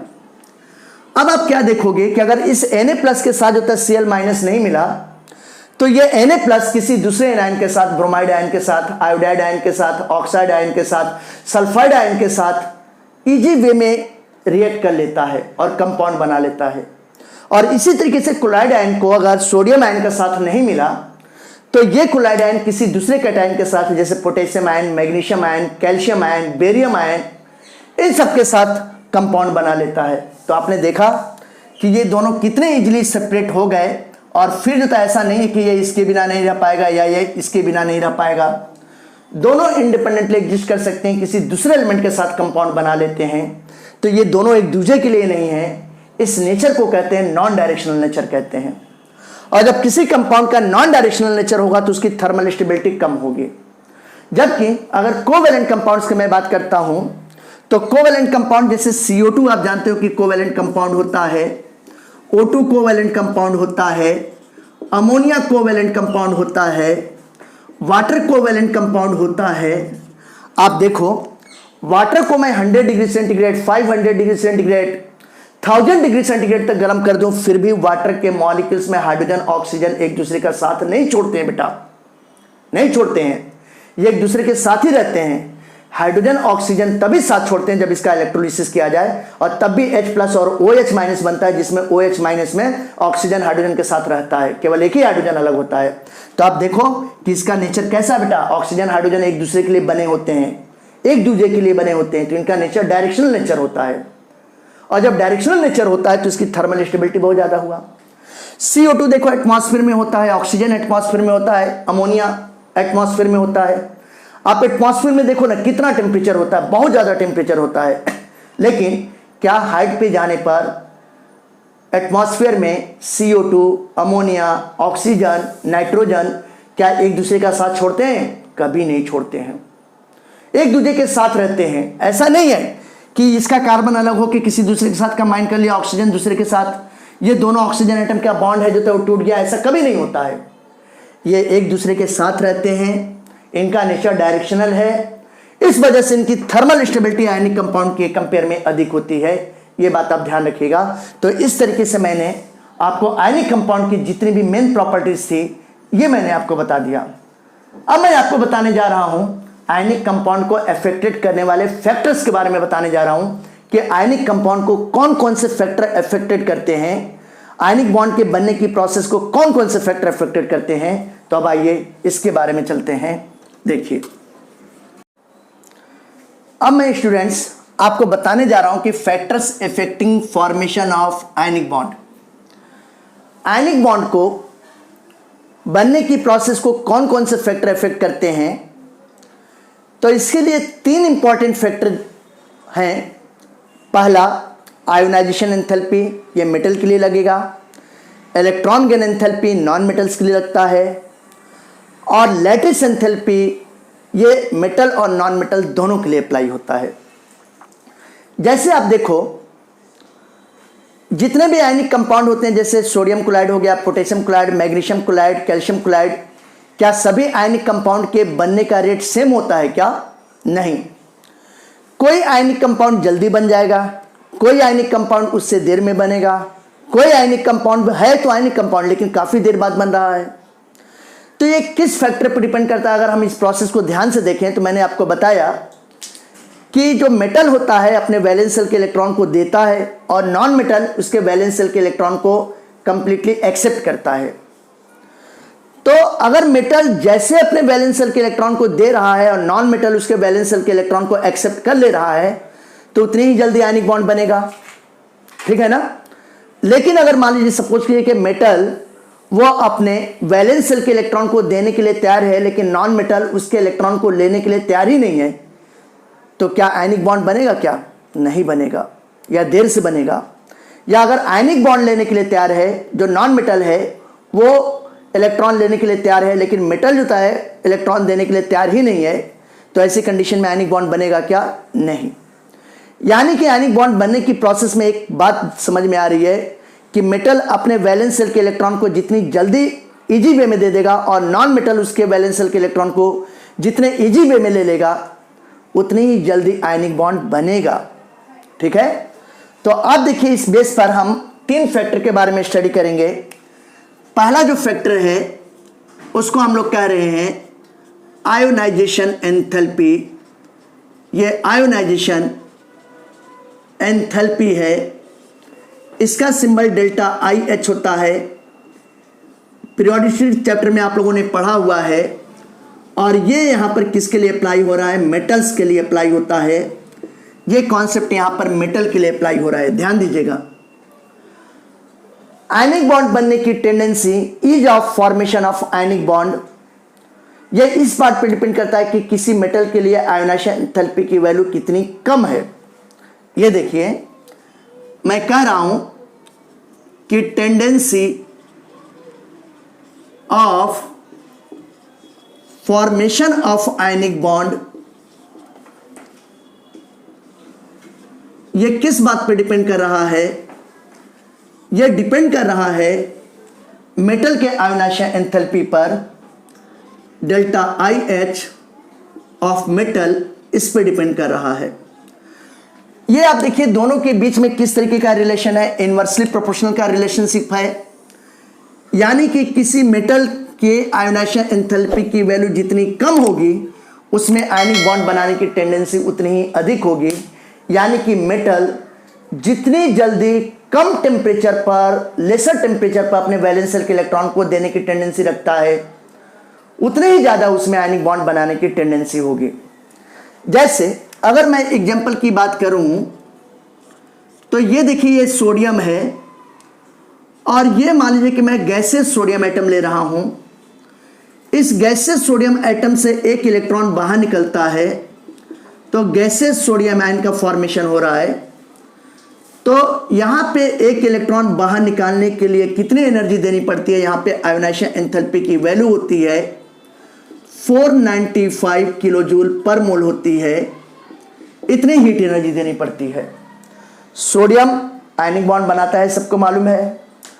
मैग्नीशियम देखिए, मैग्नीशियम के वैलेंस शेल में 2 इलेक्ट्रॉन होता है, यह मैग्नीशियम गैसेस हम लोग ले रहे हैं और इसके वैलेंस शेल से भी मैं एक इलेक्ट्रॉन निकाल रहा हूं। क्यों? क्योंकि इसके एक इलेक्ट्रॉन का, सोडियम के एक इलेक्ट्रॉन का मैग्नीशियम के एक इलेक्ट्रॉन से कंपेयर करेंगे तो यहां से जब एक इलेक्ट्रॉन निकलेगा तो मैग्नीशियम गैसेस आयन बनेगा, ये एक इलेक्ट्रॉन बाहर निकला। यहां पर आयोनाइजेशन एंथैल्पी की वैल्यू कितनी होती है?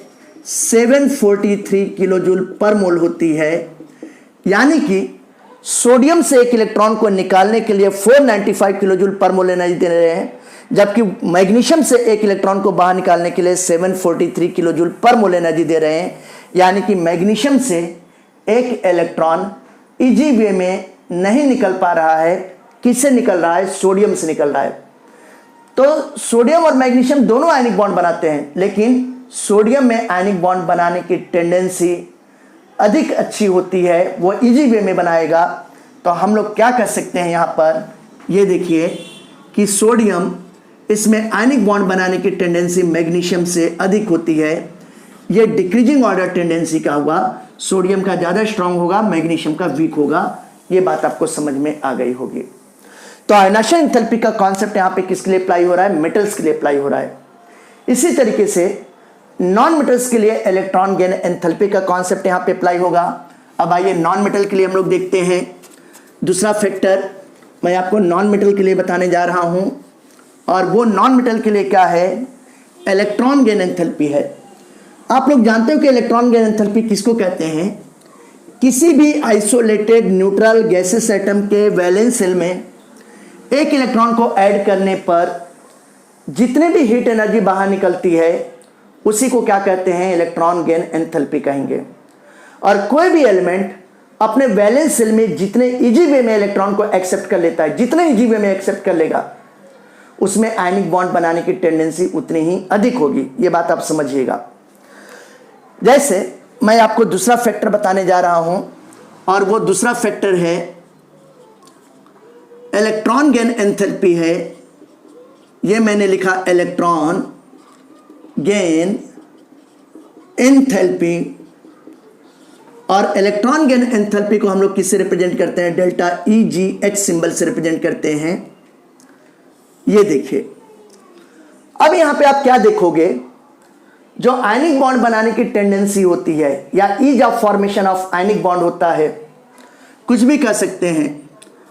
ये कॉन्सेप्ट किसके लिए अप्लाई हो रहा है? ये कॉन्सेप्ट मैं यहां पर बोल रहा हूं कि नॉन मेटल्स के लिए अप्लाई हो रहा है, नॉन मेटल्स के लिए।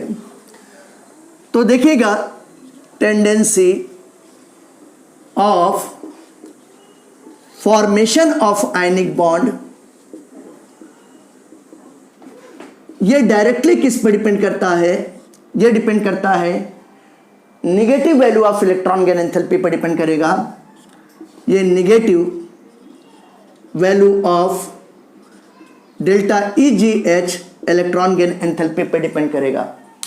जैसे अगर दो नॉन मेटल के बीच में मैं कंपेयर करूं तो जिस नॉन मेटल में नेगेटिव वैल्यू एंथैल्पी की जितनी अधिक होगी, यानी कि जितना ज़्यादा वो इलेक्ट्रॉन और हीट एनर्जी को इवॉल्व करेगा, बाहर निकालेगा, उसमें आयनिक बॉन्ड बनाने की टेंडेंसी उतनी ही अधिक होगी।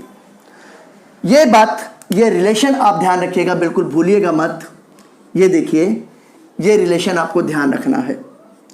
जैसे मैं आपको एग्जांपल बताता हूं, एग्जांपल देखें। जैसे क्लोरीन है, ये गैसेस क्लोरीन है, इसके वैलेंस शेल में जब हम लोग एक इलेक्ट्रॉन इंसर्ट करते हैं तो गैसेस क्लोराइड आयन का फॉर्मेशन होता है, और इस प्रोसेस में इलेक्ट्रॉन गेन एंथैल्पी की वैल्यू कितनी होती है? -349 किलो जूल पर मोल होती है। ये देखिए, ऑक्सीजन, इसके वैलेंस शेल में 2 इलेक्ट्रॉन एक्सेप्ट करने की टेंडेंसी होती है। इसके 1 इलेक्ट्रॉन का ऑक्सीजन के 1 इलेक्ट्रॉन से कंपेयर करते हैं।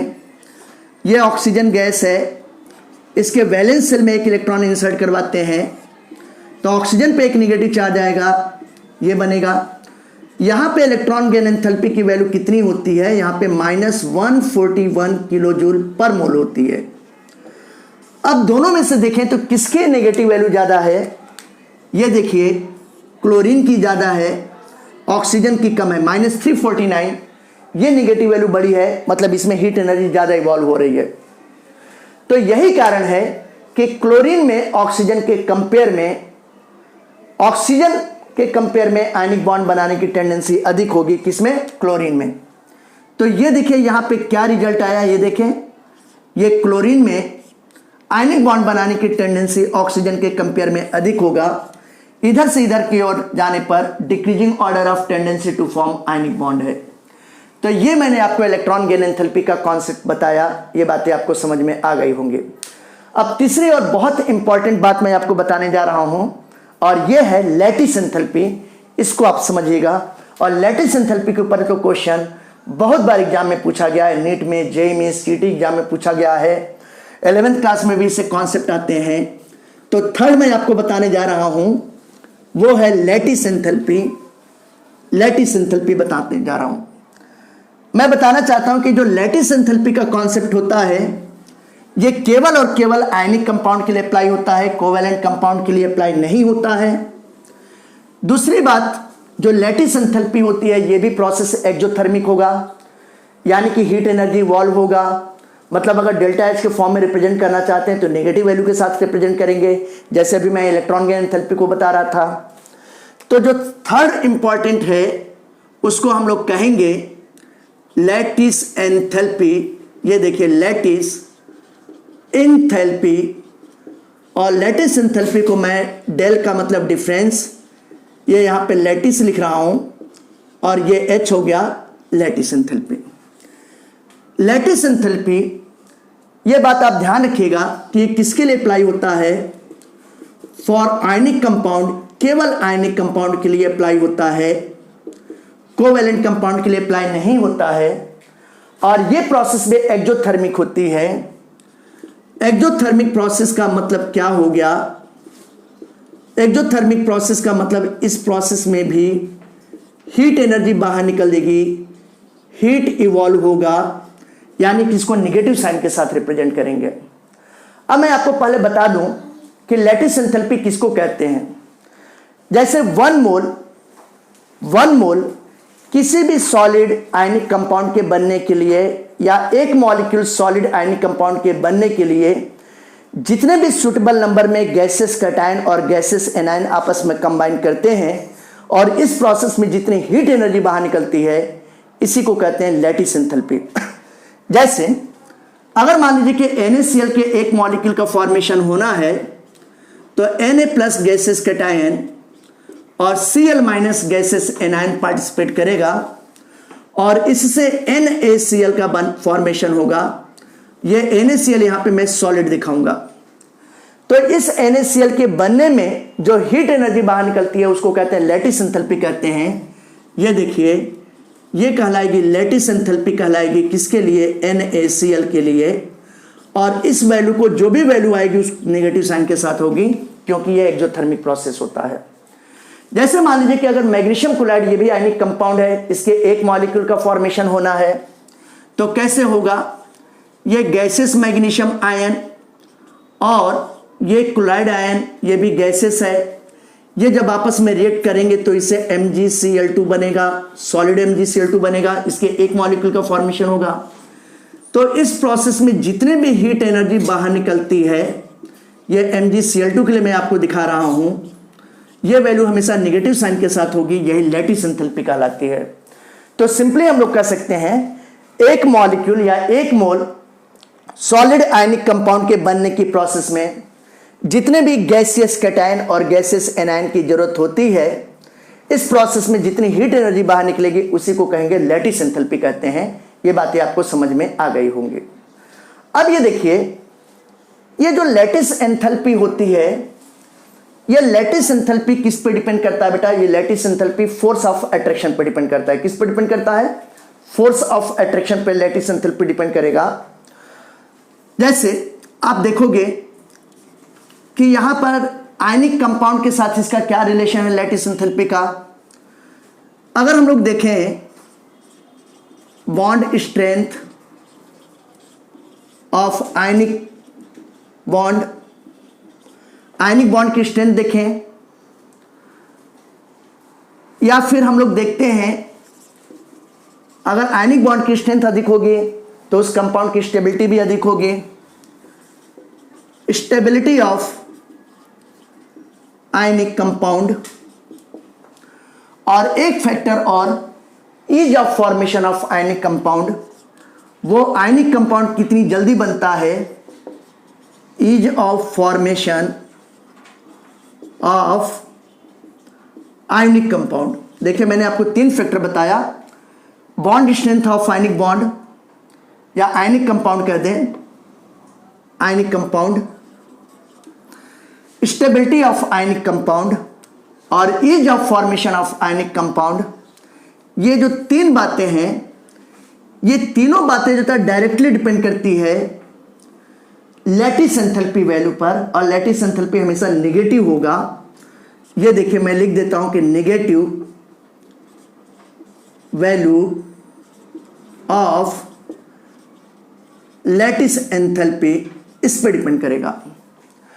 अगर 2 या 2 से अधिक कंपाउंड के बीच में कंपेयर करते हैं तो जिस कंपाउंड के लिए लैटिस एंथैल्पी की नेगेटिव वैल्यू जितनी ज्यादा होगी, जितनी बड़ी होगी, उसका आयनिक बॉन्ड का स्ट्रेंथ अधिक होगा, उस आयनिक कंपाउंड की स्टेबिलिटी भी अधिक होगी और वो आयनिक कंपाउंड इजी वे में बनेगा। ये बात आप ध्यान रखिएगा, ये बहुत इंपॉर्टेंट रिलेशन है। इट इज पिन पॉइंट, ये माइलस्टोन है इस रिलेशन का। अब आगे मैं आपको बताने जा रहा हूं कि लैटिस एंथैल्पी किस बात पर डिपेंड करती है।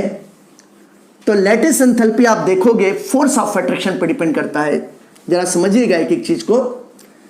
लैटिस एंथैल्पी किस पे डिपेंड करेगा? फोर्स ऑफ अट्रैक्शन पर डिपेंड करेगा। और फोर्स ऑफ अट्रैक्शन किसके बीच में? आयनिक बॉन्ड में प्रेजेंट, आयनिक कंपाउंड में प्रेजेंट कैटायंस और एनायंस के बीच में।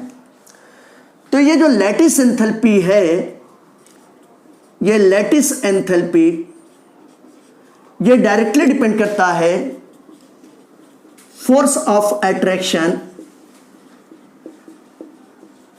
Between cation and anion in ionic compound। किसी आयनिक कंपाउंड में प्रेजेंट कैटायंस और एनायंस के बीच में अट्रैक्शन फोर्स पर डिपेंड करता है लैटिस एंथैल्पी। और लैटिस एंथैल्पी जितना अधिक होगा, उस आयनिक कंपाउंड में आयनिक बॉन्ड की स्ट्रेंथ अधिक होगी, उस आयनिक कंपाउंड की स्टेबिलिटी अधिक होगी, वो आयनिक कंपाउंड दूसरे कंपाउंड के कंपेयर में इजी वे में बन जाएगा। ये सारी बातें आप ध्यान रखिएगा। अब ये जो फोर्स ऑफ अट्रैक्शन है, ये किस पे डिपेंड करता है? तो आप लोगों ने फिजिक्स में पढ़ा है कि जो फोर्स ऑफ अट्रैक्शन होता है, अगर इसकी बात करें तो ये किस पे डिपेंड करेगा? डायरेक्टली जो तो मैग्नीट्यूड ऑफ चार्ज पे डिपेंड करेगा, और उन चार्ज के बीच में जो डिस्टेंस है उसके स्क्वायर के इनवर्सली प्रोपोर्शनल होता है। इस तरीके का रिलेशन होगा, यानी कि चार्ज का मैग्नीट्यूड अधिक हो गया तो फोर्स ऑफ अट्रैक्शन भी अधिक होगा, फोर्स ऑफ अट्रैक्शन अधिक हो गया तो लैटिस एंथैल्पी की नेगेटिव वैल्यू अधिक होगी, लैटिस एंथैल्पी की नेगेटिव वैल्यू अधिक हो गई तो उस कंपाउंड में आयनिक बॉन्ड की स्ट्रेंथ अधिक होगी, वो आयनिक कंपाउंड इजी वे में बनेगा, उस आयनिक कंपाउंड की स्टेबिलिटी अधिक होगा, देखा।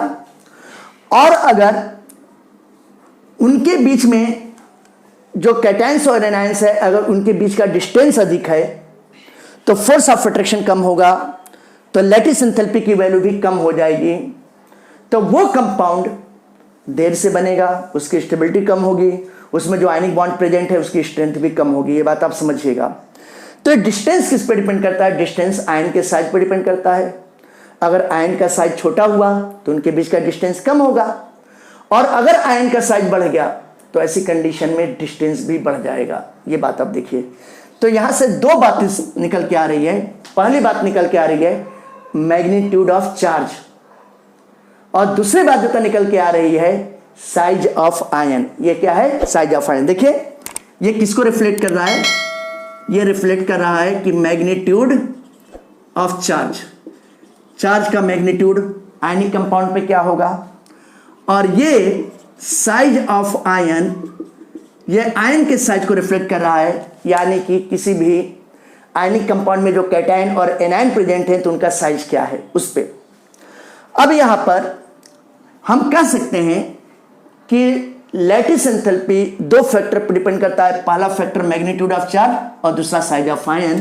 तो अब हम लोग पहले वाले फैक्टर के बारे में पढ़ रहे हैं, और वो फर्स्ट फैक्टर है मैग्नीट्यूड ऑफ चार्ज।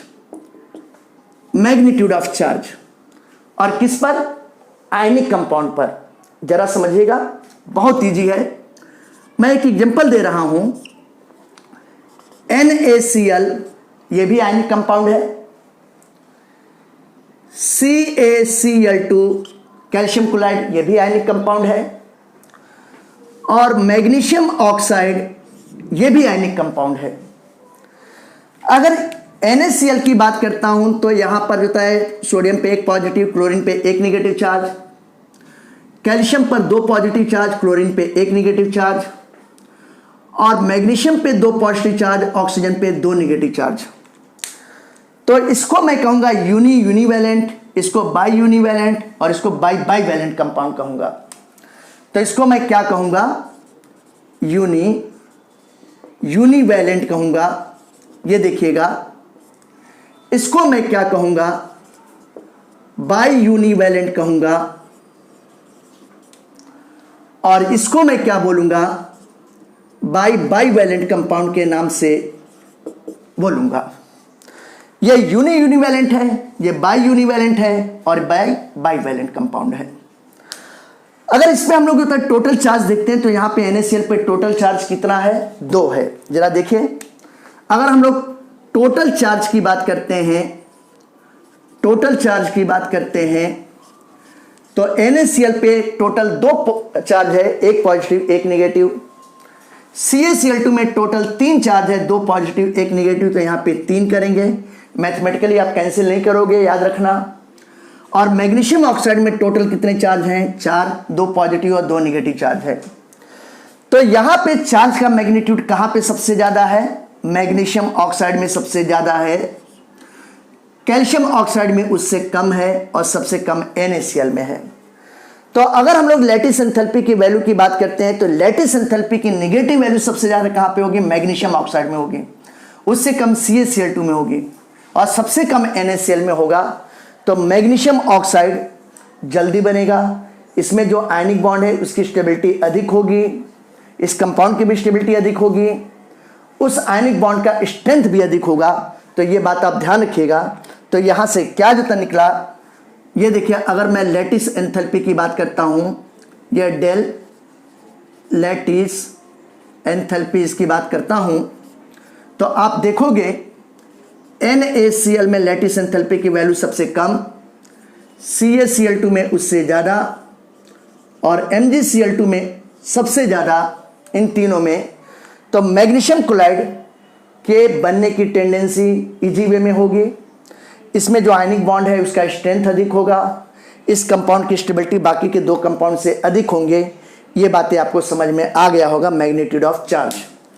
अब अगर हम लोग दूसरी बातें करते हैं, दूसरा फैक्टर, तो ये भी देख लें दूसरा फैक्टर।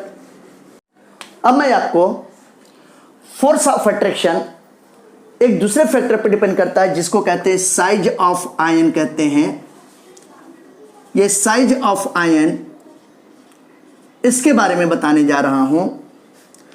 मैंने आपको बताया कि अगर आयन का साइज बड़ा हुआ तो उनके बीच का डिस्टेंस बड़ा होगा, और डिस्टेंस अधिक हो गया तो फोर्स ऑफ अट्रैक्शन की वैल्यू कम होगी। फोर्स ऑफ अट्रैक्शन की वैल्यू कम हो गई तो लैटिस एंथैल्पी की नेगेटिव वैल्यू कम हो जाएगी। लैटिस एंथैल्पी की नेगेटिव वैल्यू कम हो जाएगी तो उस आयनिक कंपाउंड की स्टेबिलिटी कम हो जाएगी, उसमें जो आयनिक बॉन्ड है उसकी स्ट्रेंथ कम हो जाएगी, उसके इजी वे में बनने की टेंडेंसी भी कम हो जाएगी। जैसे मैं आपको एक एग्जांपल देता हूं, देखिएगा, यह है NaCl सोडियम क्लोराइड और यह NaBr है सोडियम ब्रोमाइड। यहां पे अगर देखें तो सोडियम पर एक पॉजिटिव चार्ज, क्लोरीन पे एक नेगेटिव चार्ज, यहां पे सोडियम पे एक पॉजिटिव चार्ज, ब्रोमीन पे एक नेगेटिव चार्ज। तो दोनों पर चार्ज का मैग्नीट्यूड सेम है। यहां पे टोटल 2 चार्ज, यहां भी टोटल 2 चार्ज है। तो चार्ज के बेस पर, चार्ज के मैग्नीट्यूड के बेस पर इस पर कंपेयर नहीं किया जा सकता है। अब हम लोग आयन के साइज के बेस पर देखेंगे। यहां पे सोडियम आयन है, यहां भी सोडियम आयन, दोनों का साइज सेम है। ये देखिए दोनों का साइज सेम है। क्लोराइड आयन और ब्रोमाइड आयन में, क्लोराइड आयन के कंपेयर में ब्रोमाइड आयन का साइज बड़ा होगा।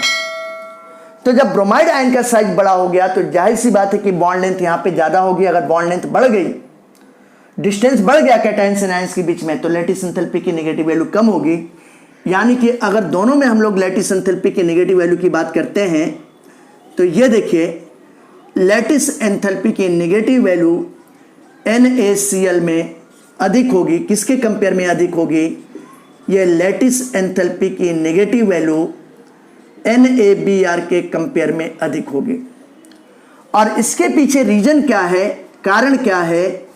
क्योंकि ब्रोमाइड आयन का साइज बड़ा है as compared to size of chloride ion. ये कारण है, आर का मतलब रीजन हो गया। जैसे मैं आपको दूसरा एग्जांपल बताने जा रहा हूं, इसको भी देखिएगा। यह है लिथियम फ्लोराइड है और ये देखिए बेटा ये लिथियम आयोडाइड है। अगर हम लोग देखें तो लिथियम पर एक पॉजिटिव और फ्लोरीन पे एक नेगेटिव चार्ज, लिथियम पे एक पॉजिटिव और आयोडीन पे एक नेगेटिव चार्ज, दोनों ही आयनिक कंपाउंड है। इस पे total 2 positive charge, total 2 charge, और इस पे भी टोटल 2 चार्ज है, एक पॉजिटिव एक नेगेटिव, एक पॉजिटिव एक नेगेटिव चार्ज। तो चार्ज के बेस पे कंपेयर नहीं कर सकते हैं। अब जब चार्ज के बेस पे कंपेयर नहीं कर सकते हैं तो आयन के साइज के बेस पे कंपेयर करना होगा। लिथियम आयन का साइज बिल्कुल सेम है। ये फ्लोराइड आयन, ये आयोडाइड आयन, आयोडीन फ्लोरीन के काफी नीचे होगा, फ्लोरीन, क्लोरीन, ब्रोमीन, आयोडीन, तो आयोडाइड आयन का साइज बड़ा होगा। अगर आयोडाइड आयन का साइज बड़ा हो गया तो यहां पर डिस्टेंस दोनों के बीच में, कैटायन एनायन के बीच में अधिक होगा, तो नेगेटिव लैटिस एंथैल्पी वैल्यू कम हो जाएगी।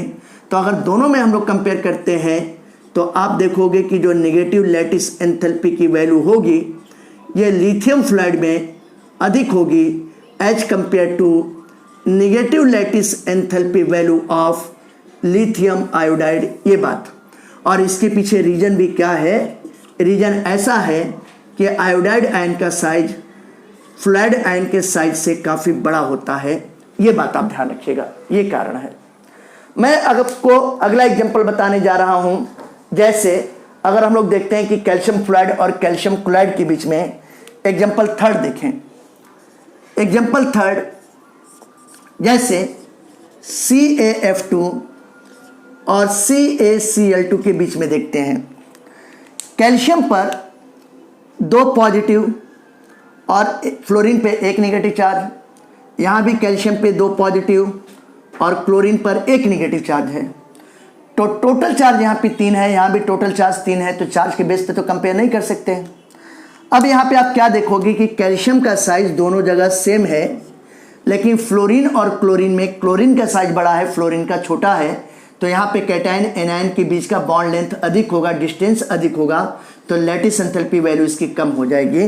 यानी कि अगर हम लोग लैटिस एंथैल्पी वैल्यू के बेस पर कंपेयर करते हैं तो CaF2 की, कैल्शियम फ्लोराइड की नेगेटिव लैटिस एंथैल्पी अधिक होगा किसके कंपेयर में, ये आप देखोगे CaCl2 के कंपेयर में अधिक होगा। ऐसा क्यों हो रहा है? ऐसा इसलिए हो रहा है क्योंकि आप देखोगे कि size of chloride ion is greater as compared to the size of fluid ion. ऐसा इसलिए हो रहा है। देखा, तीनों एग्जांपल से आपको समझ में आ गया होगा। और जब निगेटिव लैटिस एंथैल्पी वैल्यू जिसकी अधिक होगी वो आयनिक कंपाउंड जल्दी बनेगा, जैसे CF2 CaCl2 के कंपेयर में जल्दी बनेगा। इसमें आयनिक बॉन्ड की स्ट्रेंथ भी अधिक होगी, इस आयनिक कंपाउंड की स्टेबिलिटी भी अधिक होगी। ये सारी बातें आपको समझ में आ गया। अब मैं आपको एक एक्सेप्शनल केस बताना चाहता हूं, और ये एक्सेप्शनल केस तो बहुत इंपॉर्टेंट केस है, और ये केस नीट एग्जाम में, जेईई एग्जाम में, सीईटी के एग्जाम में कई बार आ चुका है। अब ये एक्सेप्शनल केस क्या है जरा समझें हम लोग। अगर हम लोग देखें कि ये देखिए, जैसे कि बेरिलियम ऑक्साइड है। बेरिलियम ऑक्साइड ये भी क्या है? आयनिक कंपाउंड है। यहां पर देखिए इसका कंपेयर जो था मैग्नीशियम ऑक्साइड से करते हैं, ये भी आयनिक कंपाउंड है। बेरिलियम पे देखें 2 पॉजिटिव चार्ज, ऑक्सीजन पे 2 नेगेटिव चार्ज, मैग्नीशियम पे 2 पॉजिटिव चार्ज, ऑक्सीजन पे 2 नेगेटिव चार्ज। टोटल चार्ज यहाँ पे 4, यहाँ भी 4 है, तो चार्ज के बेस पे कंपेयर नहीं कर सकते हैं। अब ऑक्साइड आयन और ऑक्साइड आयन दोनों जगह ऑक्सीजन का साइज सेम है।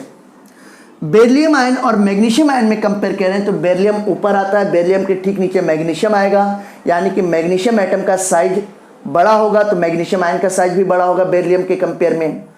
तो अगर इसका साइज बड़ा हो गया तो दोनों के बीच का बॉन्ड लेंथ अधिक होगा, डिस्टेंस अधिक होगा, तो लैटिस एंथैल्पी वैल्यू इसकी कम होनी चाहिए थी और इसकी अधिक होनी चाहिए थी। अभी तक जो कॉन्सेप्ट हम लोगों ने पढ़ा है। लेकिन क्या हमको देखने में आता है कि अगर हम लोग देखेंगे तो ये जो लैटिस एंथैल्पी है, इस लैटिस एंथैल्पी की वैल्यू बेरिलियम ऑक्साइड के लिए ये कम हो जाती है, जबकि लैटिस एंथैल्पी की वैल्यू यहाँ पर मैग्नीशियम ऑक्साइड के लिए बढ़ जाती है एक्सेप्शनली। यानी कि magnesium oxide is more stable as compared to beryllium oxide. Magnesium oxide have stronger ionic bond as compared to beryllium oxide. ease of formation of magnesium oxide is greater as compared to ease of formation of beryllium oxide। इतनी बातें समझ में आ रही है। इसके पीछे कारण क्यों हो गया, क्यों एक्सेप्शनल केस है? इसके पीछे रीजन ये है, ये बात आप ध्यान रखिएगा कि जो बेरिलियम है, बेरिलियम ऑक्सीजन के साथ बनाता तो आयनिक कंपाउंड है, लेकिन बेरिलियम अपने ग्रुप का फर्स्ट मेंबर है, इसका साइज छोटा है, इसकी इलेक्ट्रोनेगेटिविटी अपने ग्रुप के मेंबर से बहुत ज़्यादा है। इस वजह से ये कोवैलेंट कैरेक्टर शो करता है। तो इसमें आयनिक कैरेक्टर के अतिरिक्त उसके अलावा कोवैलेंट कैरेक्टर अधिक पाया जाता है। तो ये देखिए, हम कह सकते हैं कि बेरिलियम शोज क्या शो करता है, कोवैलेंट कैरेक्टर। तो जब बेरिलियम कोवैलेंट कैरेक्टर शो करता है तो जो बेरिलियम का ऑक्साइड होगा ये कंपाउंड, इसमें भी कोवैलेंट कैरेक्टर अधिक होगा। तो मैंने आपको क्या बताया है कि लैटिस एंथैल्पी तो केवल आयनिक कंपाउंड के लिए अप्लाई होता है। देखिए फॉर आयनिक कंपाउंड, तो जाहिर सी बात है कि जब इसमें कोवैलेंट कैरेक्टर अधिक हो गया, आयनिक कैरेक्टर कम हो गया, तो इसकी नेगेटिव लैटिस एंथैल्पी वैल्यू जाहिर सी बात है कि कम हो जाएगी। ये केस बहुत बार पूछा गया है, बहुत बार पूछा गया है, ये बात आप ध्यान रखिएगा। इसके बाद मैं आपको नोट के कुछ इंपॉर्टेंट पॉइंट बताने जा रहा हूं जो आयनिक कंपाउंड से रिलेटेड है। आइए देखते हैं ये नोट के इंपॉर्टेंट पॉइंट्स क्या हैं जो आयनिक कंपाउंड से रिलेटेड हैं। मैंने आपको शुरू में ही बताया है कि आयनिक कंपाउंड का फॉर्मेशन हमेशा मेटल और नॉन मेटल के बीच में होता है। जो मेटल स्पीसीज होता है वो कैटायन की तरह बिहेव करता है, उस पर पॉजिटिव चार्ज आएगा, जबकि जो नॉन मेटल है वो एनायन की तरह बिहेव करता है, क्योंकि वो इलेक्ट्रॉन को एक्सेप्ट करता है, उस पर नेगेटिव चार्ज आएगा। ये बातें, यानी कि कहने का मतलब ये है कि आयनिक कंपाउंड का फॉर्मेशन केवल मेटल और नॉन मेटल के बीच में होता है। ये बात आप ध्यान रखिएगा। भूलिएगा मत। तो नोट का इंपॉर्टेंट पॉइंट किससे जो था रिलेटेड है, यह देखने की जरूरत है। आप लोगों ने नाम सुना होगा ammonium ion, NH4+, ammonium ion. यह अमोनियम आयन ऐसा कैटायनिक स्पीसीज है जिसमें नाइट्रोजन भी नॉन मेटल है और हाइड्रोजन भी नॉन मेटल है। देखिए दोनों नॉन मेटल है। Nitrogen it is also known metal, सभी लोग जानते हैं हम लोगों में। हाइड्रोजन ये भी कैसा है, नॉन मेटल है। लेकिन ये NH4+ ये मेटल कैटायन जैसा बिहेव करता है। याद रखिएगा, मेटल कैटायन जैसा बिहेव करता है, behaves as metal cation, metal cation के जैसा बिहेव करता है। ये बहुत इंपॉर्टेंट पॉइंट है। तो जब भी अमोनियम आयन जैसे क्लोराइड आयन के साथ, ब्रोमाइड आयन के साथ, नाइट्रेट आयन के साथ मिलता है तो आयनिक बॉन्ड बना लेता है। देखें जैसे ये अमोनियम आयन है, अगर ये अमोनियम आयन Cl- के साथ रिएक्ट करता है तो NH4Cl बना लेगा। ब्रोमाइड आयन के साथ अगर ये रिएक्ट करेगा तो अमोनियम ब्रोमाइड बना लेगा। इसी तरीके से नाइट्रेट आयन के साथ काम करेगा, रिएक्ट करेगा तो ये NH4NO3 अमोनियम नाइट्रेट बना लेगा। अब विशेष बात यह है कि इस अमोनियम और इस क्लोराइड के बीच में आयनिक बॉन्ड होता है। इस अमोनियम और इस ब्रोमाइड के बीच में आयनिक बॉन्ड होता है। इस अमोनियम और इस नाइट्रेट के बीच में आयनिक बॉन्ड होता है। तो यहाँ पर आप देखेंगे ये इनके बीच में, ये इनके बीच में, और ये जो मैं इनके बीच में दिखा रहा हूँ ये सारे के सारे जो तो बेटा आयनिक बॉन्ड है। ये आप ध्यान रखोगे, ये आयनिक बॉन्ड है बेटा, सारे के सारे आयनिक बॉन्ड है, बिल्कुल आप भूलिएगा नहीं। और ये मेटल आयन जैसा बिहेव करता है, मैंने आपको पहले ही बताया है। जबकि अमोनियम आयन में नाइट्रोजन भी नॉन मेटल है, हाइड्रोजन भी नॉन मेटल है। तो ये बहुत ही एक्सेप्शनल केस था, ऐसा बहुत कम लोगों को पता है, मैंने आपको बताया। अब इन्हीं बातों के साथ आज का वीडियो लेक्चर खत्म करता हूं। एक बात और बताना चाहता हूं बेटा कि इस चैप्टर में केमिकल बॉन्डिंग में सारा सब कुछ किसके बारे में दिया है, कोवैलेंट कंपाउंड्स के बारे में। जैसे हाइब्रिडाइजेशन कोवैलेंट कंपाउंड्स के बारे में दिया है, डायपोल मोमेंट कोवैलेंट कंपाउंड्स के बारे में, वीबीटी थ्योरी कोवैलेंट कंपाउंड्स के बारे में, वेस्पर थ्योरी, एमओटी थ्योरी, जितना जो कुछ भी दिया है ये सब जो तक किसके बारे में जो तो दिया गया है, केवल और केवल कोवैलेंट कंपाउंड्स के बारे में दिया गया है। आयनिक कंपाउंड के बारे में अपने सिलेबस में, नीट में, जे एग्जाम में सिर्फ यहीं तक था, या 11th क्लास में, 12th क्लास में सिर्फ यहीं तक था कि आयनिक बॉन्ड कैसे बनता है, आयनिक कंपाउंड्स की क्या प्रॉपर्टी होती है, आयनिक बॉन्ड को बनाने वाले कौन कौन से फैक्टर्स होते हैं, जिसमें लैटिस एंथैल्पी का बहुत इंपॉर्टेंट रोल होता है। ये सारी बातें, ठीक है ना। तो फिर आप आगे जानने के लिए, सीखने के लिए मेरा YouTube channel orbital world subscribe कीजिए, लाइक कीजिए, मैक्सिमम शेयर कीजिए।